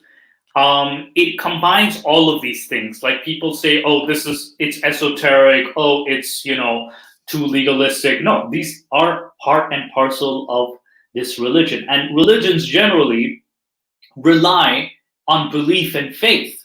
They don't rely on facts. And they rely on the belief of a supernatural being or beings that have no evidence of their existence. Religion was necessary because things were uncertain. The more we discovered the worlds, the more the gods have been pushed outside of our realm. Gods were local first. Even the Abrahamic God was a local god. And these gods eventually got pushed out became more universal. So that's how I put religion as. And there's this tendency of, oh, it's a Salafi thing, or it's like, these groups. No, these groups like ISIS, Boko Haram, the Taliban, as well as Al Qaeda, What they're doing is they are following the instructions of their religion, the Quran, the Hadith, the scholars, the tafsir, as well as different rulings within the different sects of Islam. So they are just following what is written there. Simple as that. And we have to acknowledge this. We have to see that there are problems with religion. Today we focus on Islam. I definitely see the similar problematic elements in Christianity as well as Judaism, which have, the potential to create even, I would even argue, worse terrorists than ISIS. Maybe not, maybe just as bad. So So, Mustafa, I on that yeah. point, so how would you differentiate someone who just goes to a mosque to pray for, or to a college prayer room to pray 5 times a day, then goes to class, just goes to work, does his job, comes home, takes care of his kids, Yeah. and follows reads the Quran on his spare time, or the Bible or the Bhagavad Gita on his free time, to a guy or a 14-year-old teenager who screams at Justin Bieber because she's a part of Justin Bieber's fan club. Like, if your definition is someone whose religious includes these extremists, why isn't the Democratic Party followers extremists, or Justin Bieber fan club extremists not included in that? No, no, wait, hang on. Your question's a little all over the place. So you want me to differentiate between a guy who goes to a mosque, does his own Just a thing. regular guy who, so like, let's say me, 4 years ago, I just go to I go to work, I go to school, I come Mhm. home, I read the Bhagavad Gita, and then weekly once I go to the temple to do my regular prayer or bhajan, and I go home Yeah. and sleep. And I'm just a regular guy. And if I didn't tell you that I read the Bhagavad Gita or go to prayers, you couldn't tell I was following the religion. Compared to an extremist in that religion, you say that they all follow the They're same like umbrella. extremists in your religion, for example, right? Yeah. So how So would you here's differentiate that we're both following the same thing when I am clearly reading that but not doing that action, but these guys are? here's two things I want to address with that question. So this is a lot of people say that ISIS or Al Qaeda or Osama bin Laden, I'll use him as an example, is not a true Muslim, or is what do you call it, Aga Khan not a true Muslim. But here's the problem with that assumption is that they're both Muslims. They have that. It's called the no true Scotsman fallacy. To be a Muslim, all you have to do is believe Muhammad is the messenger of God, the final messenger, as well as you have to believe. The belief is the core. So in that aspect, you're both the same. In that, only the belief itself. Now, when it comes to the regular person who minds his own business, here's what I can say. And this is what I found with most theists. They have barely read their own sources. They have cherry picked, or they have ignored the problematic elements because their morality does not match with it, or they just don't know better, to be honest with you. Whereas the extremist, they know. They know. So So on that point, offer Faiz King, I'll give you the option to, because it's a joint question. If you want to ask anything of Mustafa as an extension to that, please go ahead. Yeah, I do want to ask a question. Basically, in Islam, we have a concept, or Muslims have a concept of tanzi and tajbi. So tanzi is God's transcendence, and tajbi is God's immanence, or his similarity to mankind. Um, so I feel like to a large extent, the critics of Islam, they focus on God's wrath or conditional punishments, like people putting people in hell, even though this this is not like something that actually happened. I mean, God has the option to kind of reverse that decision. And in certain Hadith literature, like Hadith Qudsi, we have the statement where God says that my mercy shall prevail over my wrath. Uh, Almost every chapter of the Quran begins with, in the name of God, the most merciful. and so forth. So we have the promise that God uh, is like infinitely merciful. That's one of his attributes, and it's one of the attributes that kind of supersedes his other attributes, because Al-Rahman is one of the few proper names that have been disclosed in the Quran, and is almost like on par with like Allah. Um, so what I'm saying is, how do you reconcile those two frameworks? Because some scholars actually do kind of look into this type of a yin yang relationship in terms of the manifestation of God's attributes in the universe. So how I reconcile that? Now, the picture you painted in front of me, right? Like, you see God, he's constantly praised. He has but he also sends people to hell. Now, Mhm. even as a critic, I even addressed this as well. This shows God is just a narcissist. That's it. He's a narcissist who demands constant praise. He demands constant prayers. He loves hearing the music, the prayers. But then if someone doesn't believe, throws them to hell. He punishes them. And it's But a simple act of not believing that aren't throws we into. judging God before God judges us, though? Here's the problem. You're assuming that this God is supposedly real. Again, so assuming. He sounds very childish. He sounds like he has a complex that he cannot provide full evidence, full disclosure that hey, I'm here, but claims that I have provided all evidence, but then hides himself. And then, he sets many people up for failure. So this God has some personality issues. All right, so I think that was answered a bit. So the next two questions I have are specifically for Offer Faiz King. Hmm. And the questions in the comment section will be asked at the end after the Instagram questions. Why so? Just so you know. All right. So the first question is, do you think we should let people live in their fantasy, i.e., to alleviate their lives during death and after death? Uh, I mean, I wouldn't call it a fantasy, but like like different people have different perspectives, and they have different ways of reconciling these perspectives. I wouldn't say that belief in religion is also an antidote to the fear of death either. But whatever gives people comfort and meaning, as long as it doesn't intrude on the lives of someone else. Like say like you believe like I don't know, you don't believe in blood transfusions, right? As long as it doesn't actually end up killing someone, like your child or someone else, that's just you.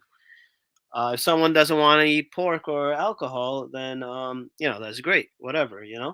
I feel like as long as you don't go out of your way to enforce it, and you live your life, and whatever brings meaning and happiness to your life, regardless of whether it's legit or delusion or a hallucination, as long as it's not jeopardizing society, in some way or another, then so be it. All right, so the next question is, to summarize this in one question, I'll give you the question, and then I'll in the discussion this person made so and so certain points as well, and I'll tell you those right after. So, would Hmm. it be difficult for you to comprehend the overwhelming scientific evidence against a religion? For example, that this person gave Hmm. was kosher laws or halal laws. Hmm. Initially, pork had trichinosis with it, but after Hmm. biological, so that's why initially someone might have gotten poisoned, food poisoning, and died due to eating pork, and they Right. initially banned pork.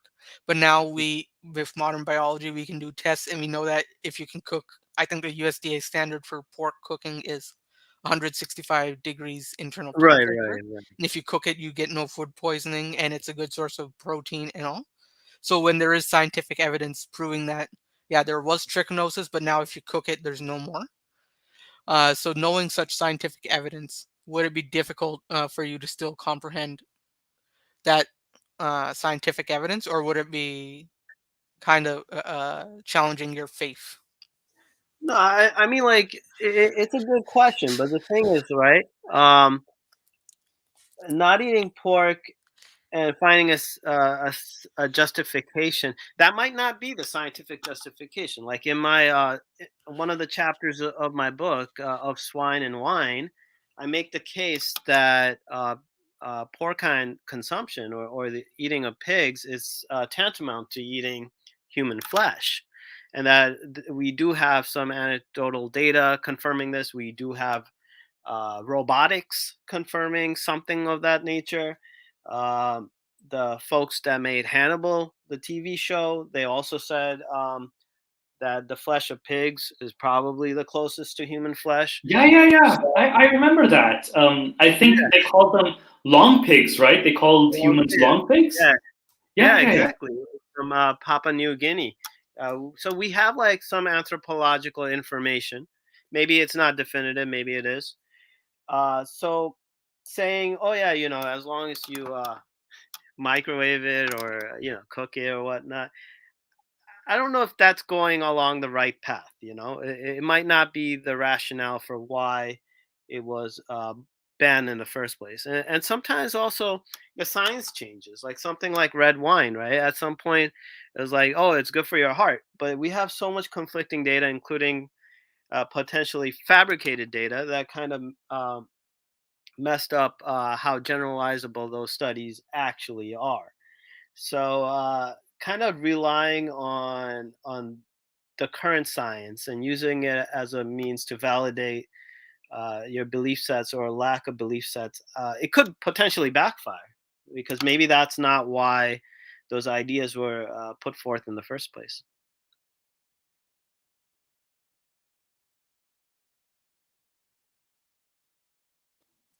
Hey, hello, Nick, you there?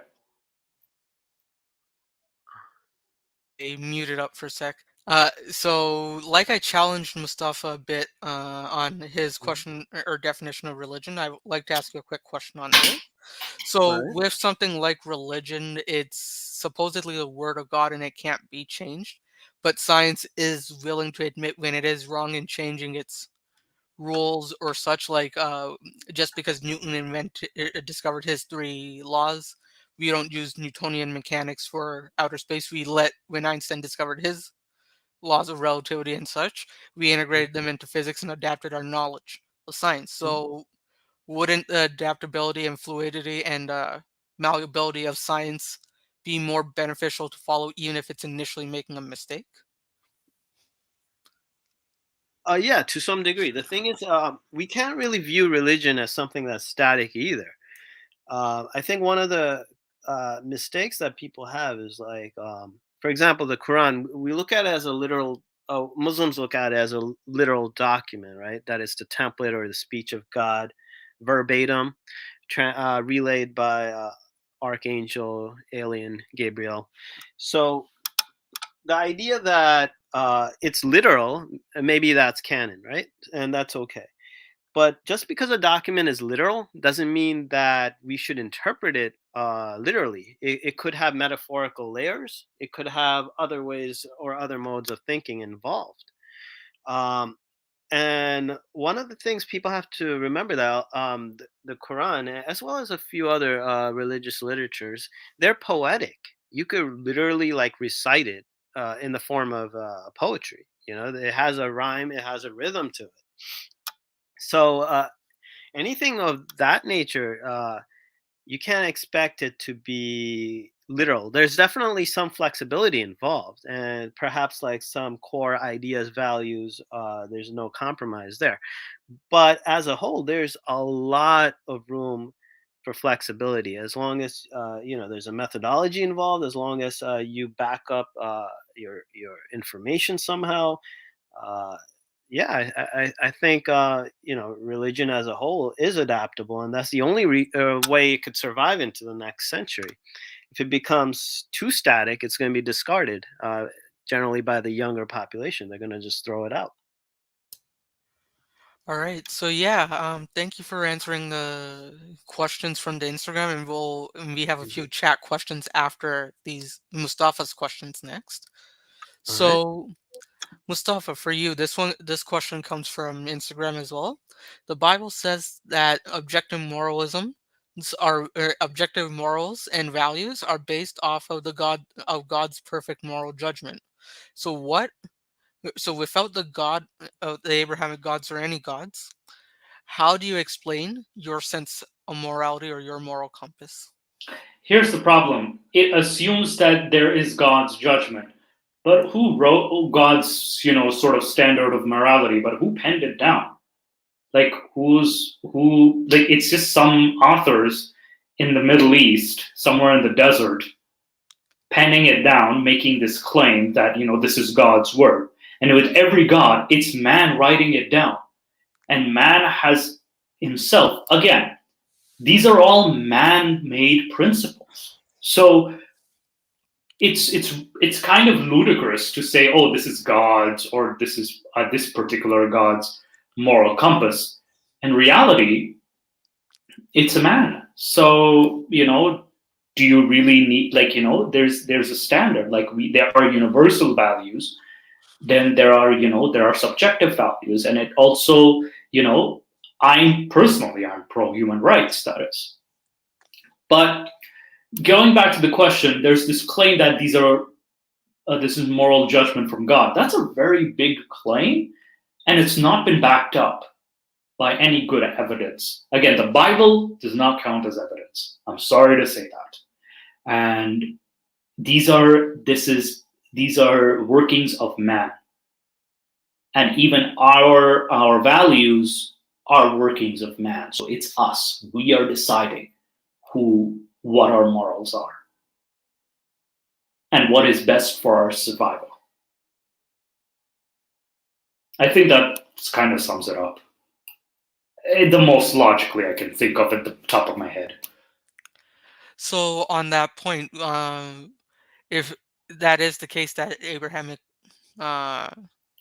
religions or any religion isn't the judge on a moral compass, where does morality come from then? Morality comes from humans. We created the system. If you look at our history, we created moral systems. We created, and then we evolved them. We kept changing them. What was moral back then is not moral today. So again, it's humans. So my answer is humans. Simple. All right. And the next question is, so this is again like the second question that was asked for author Faiz King. This has layers to it. Doesn't it take just as much faith to believe in atheism as it does to believe in a god? For example, and some of the examples that he gave were that some people, or religion has been existing for a very long time. So isn't the burden of proof for someone who's denying the religion to show that God doesn't exist? And that was the specific question that this audience member asked. So how do you want to address that, Mustafa? Oh, it's me. That's an example of argument out of ignorance fallacy. So the argument about out of ignorance fallacy is that, let's just say, it puts the burden on proof on the non-believer, the person not believing your claims, to demonstrate that your own claims are false. Like, for example, if someone claims that there is a red dot on the table, and the person sees it and he's like, I don't see a red dot, and he's like, proof, and the person who made that claim says, prove to me that the red dot doesn't exist. No, the burden lies on the person making the claim, which is religion.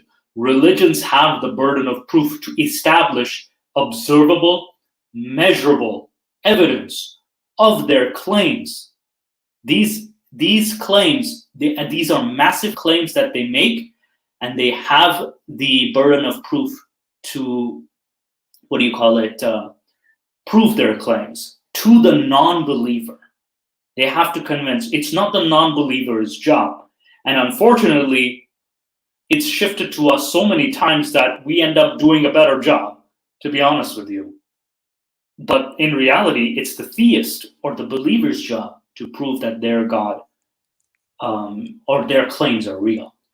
So yeah, I think Offer Faiz King was going to make a point or ask you a question on it. So yeah, if you can Wait, go wasn't ahead. this question for Faiz by chance? No, it was for you, Mustafa, Okay, specifically.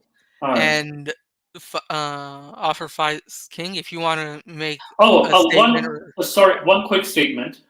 Atheism is not a religion. People have constantly stated it's a religion. It's not a religion. Atheism is just the opposite of theism. It's just the lack of belief in supernatural beings. That's it. all right. So yeah, Offer Faiz King, if you want to make a statement that I think you were and ask Mustafa a question on that, feel free to do so. Yeah, I mean, like if you think about it, right?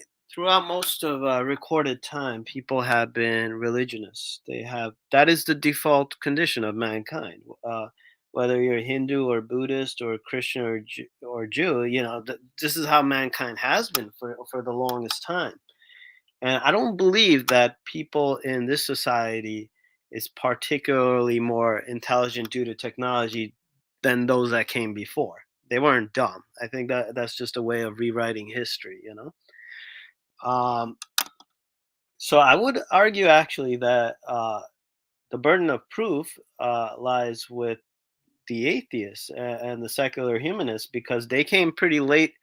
I mean, they always existed, but now. That's pretty fallacious. That's also another fallacy. Just because it existed for a long time does not make it true. Because But again, it means even it's undesirable traits. For example, religions have constantly changed from animism to polytheism to different versions of polytheism, and they all make opposite claims.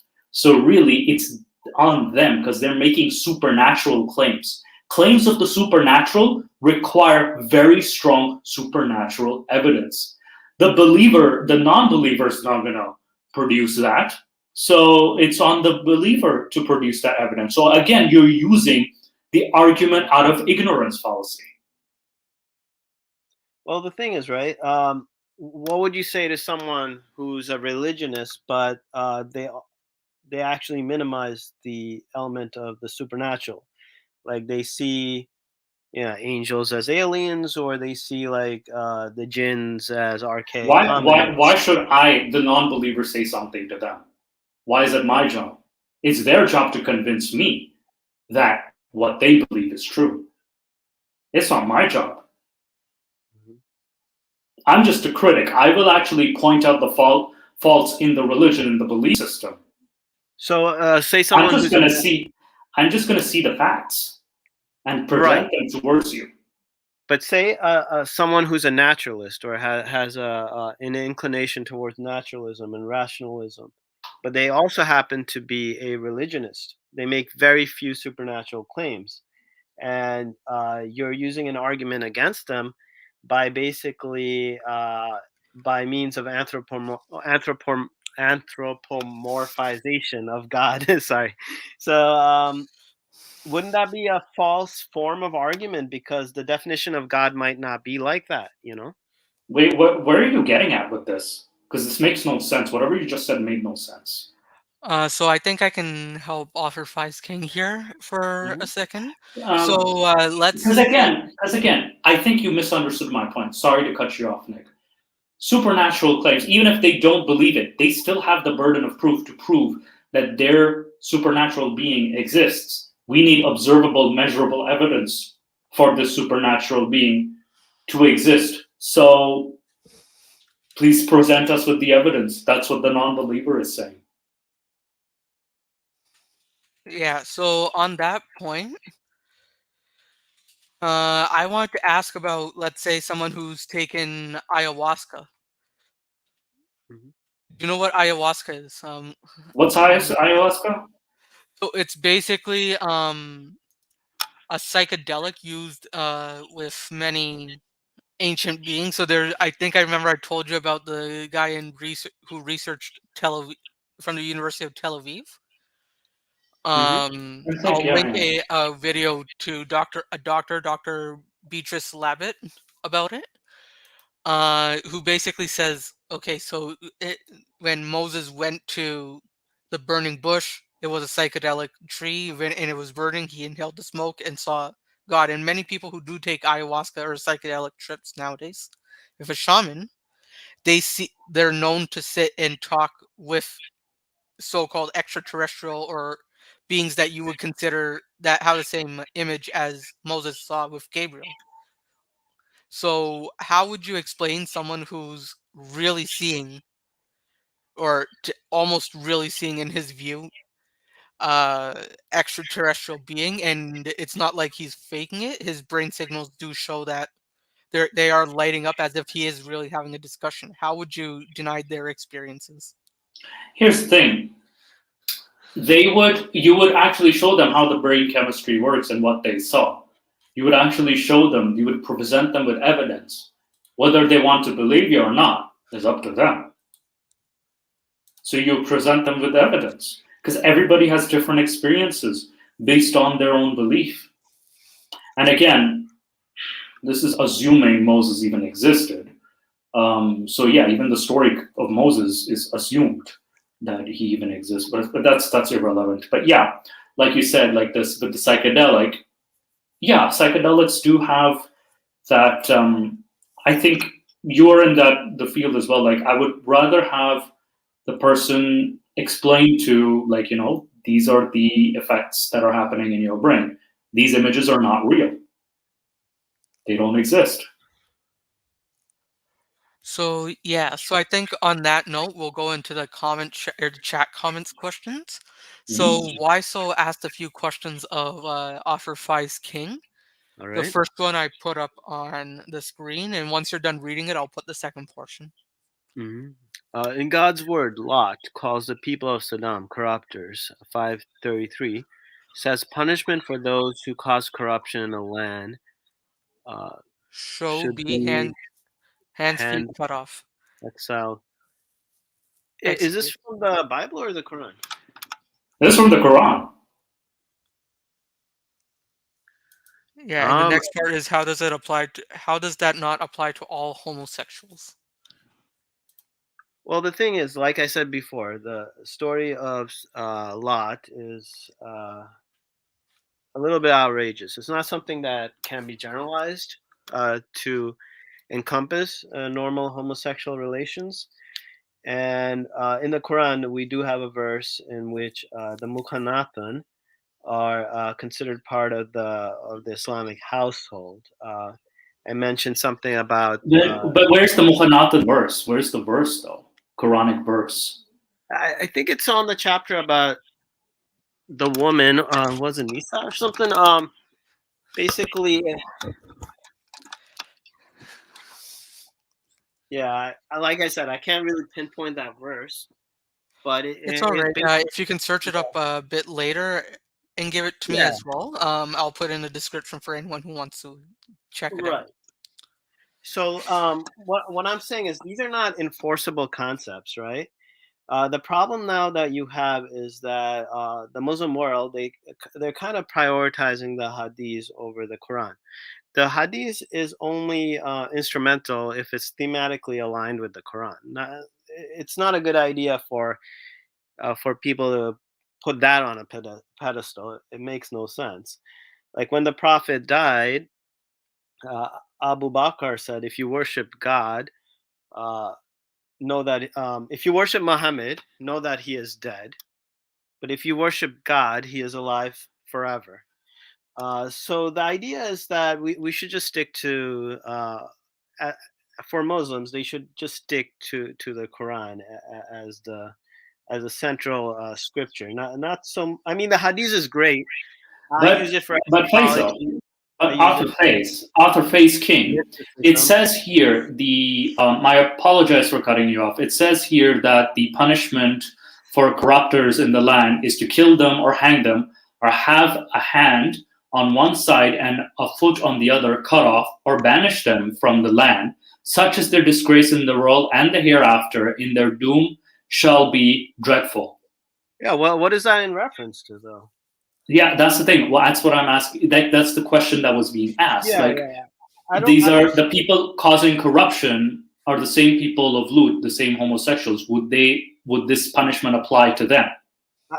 this punishment doesn't apply nowadays. It does. It's not. So it Uh, used to apply. What you're saying, it used to apply.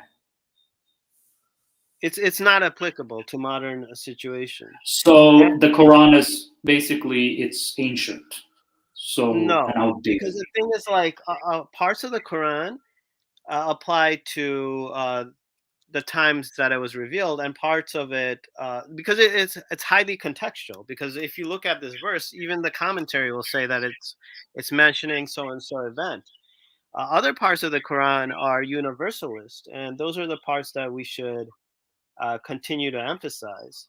Also, sometimes Muslims, they talk about jihad and whatnot, but in the Quran it says, "This day I have perfected your religion for you and have made Islam the that religion," right?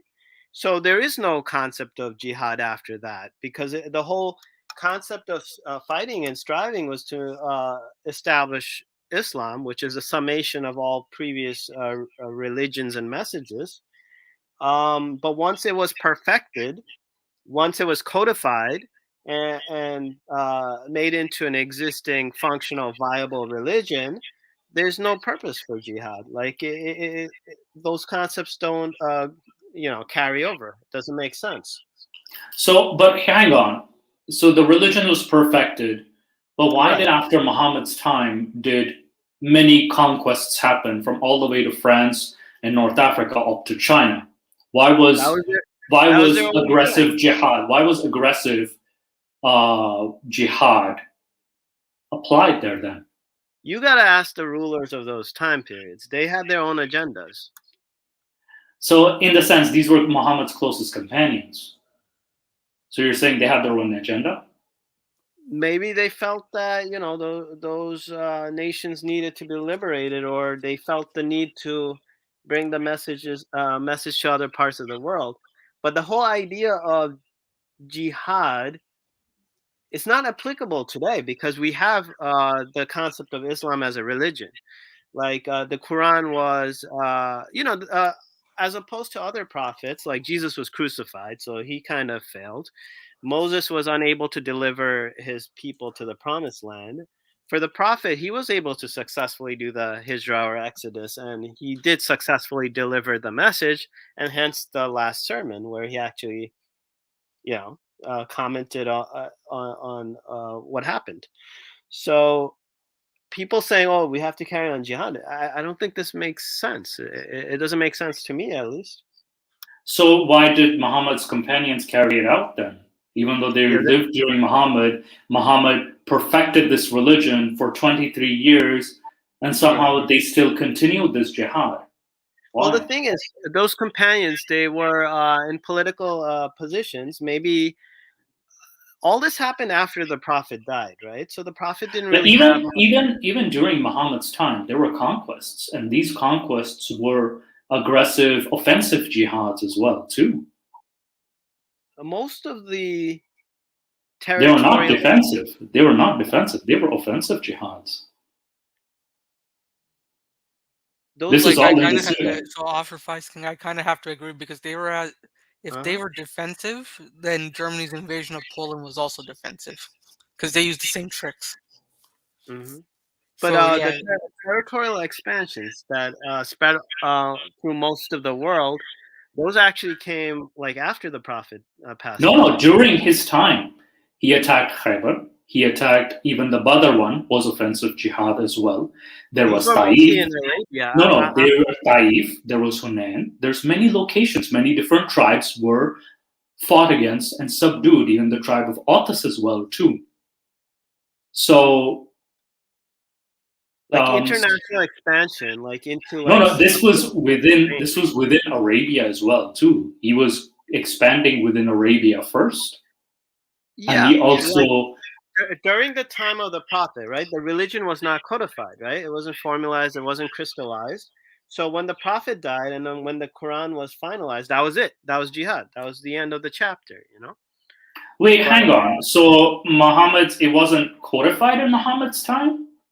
it was still in process, because the revelations came during a 23-year period, right? Okay. And Yeah, and then in his final year, supposedly, Gabriel reviewed the Quran with him twice. So as long as he was alive, um, the whole notion was there. But the classical But narrative was but that it if was mostly if done defensively. but here's But here's here's even also another problem we presented. Not only was there offensive jihad towards other territories, Muslims started fighting amongst themselves too. So did Muhammad not fix these problems? he's Did he just a not human clarify? being. So he's The just a prophet, human being. Okay, so right? he's just a human being. Is he? So he's a fallible human being? Well, the thing is, right? The Quran says not to make No, no, no, distinctions no, between the no, no. Here's prophets. the thing. Here's the thing. You said he's a human being. Is he a fallible human being? Well, the thing is, like, even if we look at the prophet as what Muslims say, as in, like, okay, the perfect Is it? human Yeah. being. Is it? Yeah. How Exactly. Isn't he supposed to be the perfect example for all times? Yet Yeah, but you say he's a. Is it? Is he a fallible human being? Then you say he's just human. You a just said perfect he's human.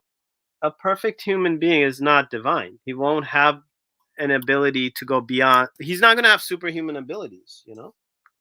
So hang on. So he didn't have superhuman abilities.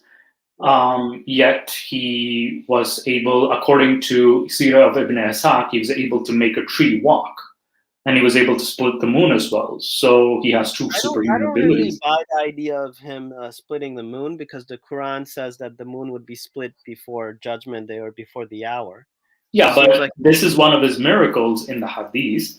And which then there's also the tree coming out yeah, from the ground. I don't know. I Um, wasn't there with the tree, but the thing is, like, um, the whole idea about the Quran was that it was the miracle that the Prophet delivered. Um, Anything else, like that was the whole point of the story, that the Quran was the miracle. It was a linguistic miracle. Um, Anything else kind of undermines that canonical story. Wait, hang Uh, on. So how is the Quran a linguistic miracle? In what sense does Muhammad oh, prove it was a miracle? I'm not gonna go into that. That's a Right. whole another hour to Can of talk. worms. Yeah, can of Uh, worms. Yeah. Yeah. yeah. So on that note, I think we did pass the 2 hour mark 12 Yeah, minutes yeah, ago. yeah, yeah. So I think we'll call it a night for our audience as well. So Uh-huh. both both guest members, if you want to stay back after I end the broadcast in this voice chat call, we'll chat for a bit Yeah. off air, So, just a bit. But for the remaining audience, thank you so much. Please leave your mhm. comments, likes. I'll try to respond to the comments as much as I can and all. And for the regulars on my podcast who know me on Instagram and all, or Mustafa on Instagram, please do reach out and offer Faiz King if you have a method. I know you're deactivating social media for a while, but if you have any method for the audience to reach you if they have questions, Oh, what's the best way? here's my Instagram, guys. I'm Yeah. giving you my Instagram.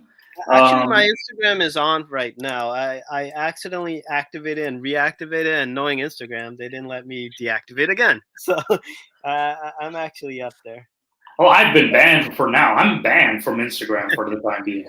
Oh, All man. right. So then in the comments as well, if you guys can add your in the main comments in the side live stream, if you guys can add your Instagram handles, the audience can come and ask you guys questions if any. Yeah, Thank you so much for having this discussion. no problem. And yeah, I'll wait for Offer Thank Fives you. King to put in his thing here before the live chat closes. All right. Yeah, it was definitely fun. Yeah, Yeah. yeah. So Mhm. yeah, let me just copy paste this into live chat. I'm officially a YouTuber now, so I'm holding the two peace All right. signs next to my face as I say subscribe, like, and share it with your friends. Like, share, and subscribe to the In the Nick of Time podcast. Please do. This is a great podcast. Thank you so much. Mhm. Take care, guys.